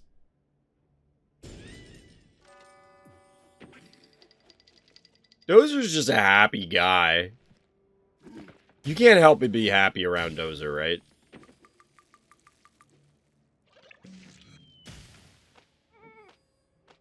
Ooh, dead Jin Sting? Ooh, good play, bad guy. I think our hero was originally intending the body block there, but kind of like the stabby advance earlier in the game, this was just not gonna work out.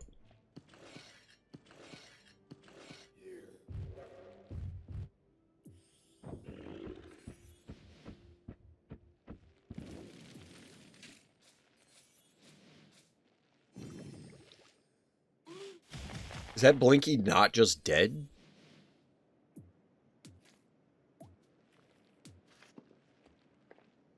I get wanting to protect the healing spa, but I don't know that I want to incinerate 4 keys for doing that.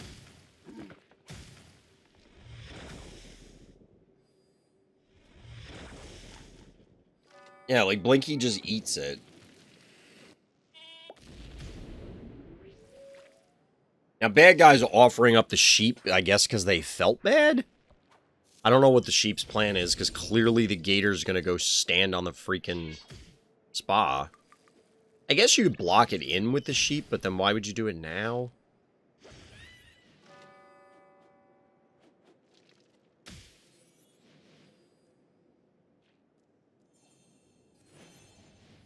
I don't know. I'm feeling very confused by several moves in this game. Oh, by the way, Spider's dead.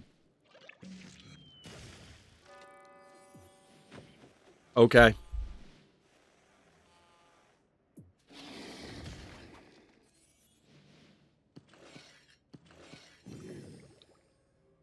Really? Okay.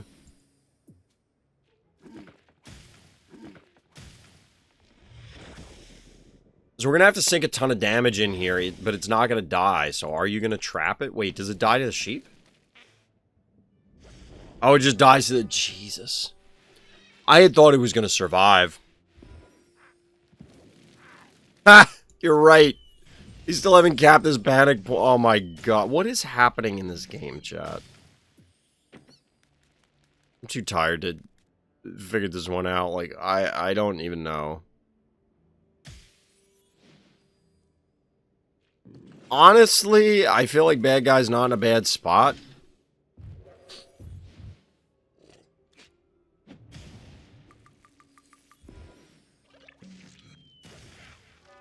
You know what's funny is this kind of provides repeller protection to a degree.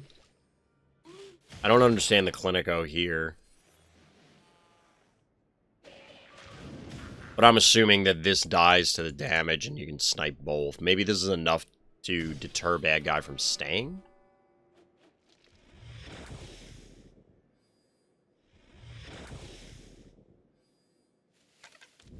Yeah, bad guy's position is now significantly more precarious.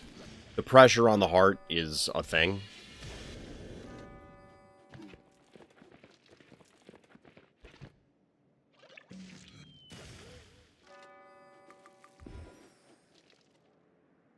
Bad guy has 0 keys. Our hero has 0 keys.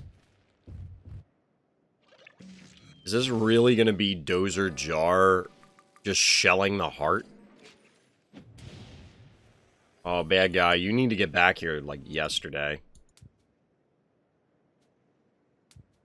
I'm telling you, this map feels way more heart rushy than I think a lot of people give it credit for. Not every time I played this map, but a significant portion of the time on this map, I feel as though I am just... It's just heart rushes left and right. Repeller on the lava, that's not going to work out for you. That's just going to be bad. There's no world in which that ends well with the dozer right here. It's a dozer on a healing spa, by the way.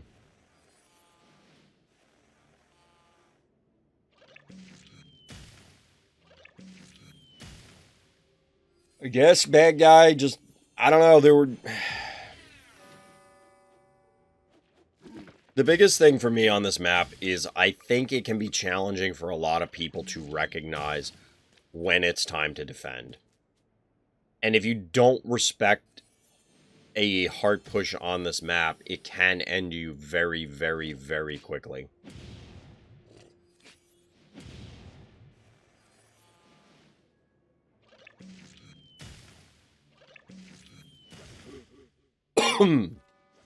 That could have just died to lava. I don't think you needed to do that.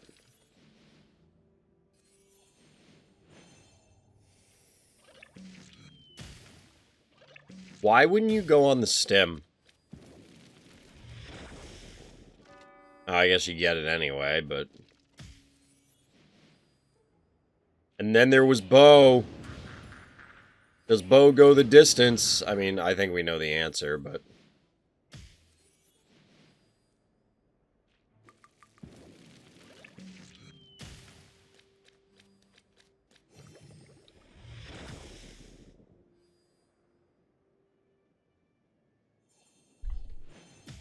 Yeah. This was kind of a weird one.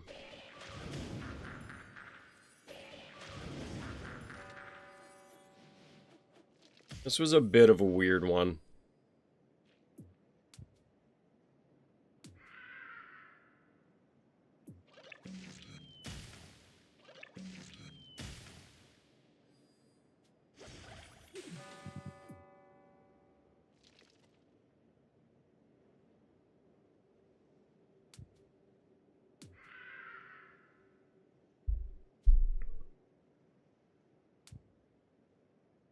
Why did this happen? We're even on panic points. Our hero cannot run away. If they move here, they can still hit this, and like, this isn't enough damage to kill the heart in one volley. We clearly only need one more attack from the jar to finish it. So if you move jar here, attack once, no matter where Just Random goes, you can hit it twice and kill it. Unless they full retreat. And then it's like, okay, you ran away, so who cares? Pass turn.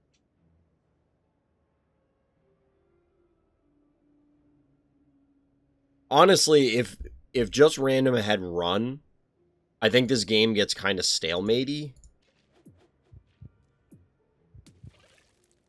Because if Just Random goes here, right?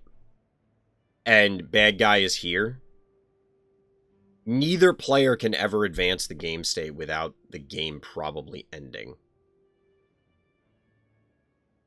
Because if they come down here to heal, Bo will one-shot the jar. Like, it won't heal enough. And if Bo comes in and walks into range, it gets shelled and dies. The game's effectively a draw until somebody decides they don't want to play anymore. But I think bad guy wins this if they... Well, other than the draw scenario. You hit once, and then you move here. They can't reach you, and there's not enough damage here to kill the heart.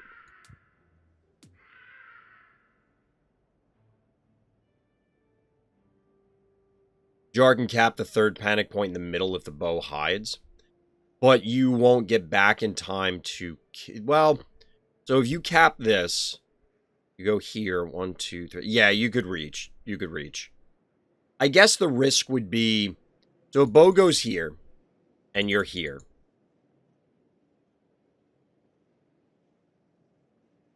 You're here, 1, 2, 3, 4. Okay, so you can reach it in one set of moves.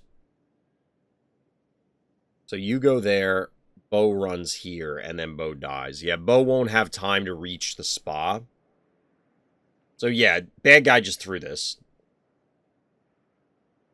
There was just no need to stay on the lava, like, at all.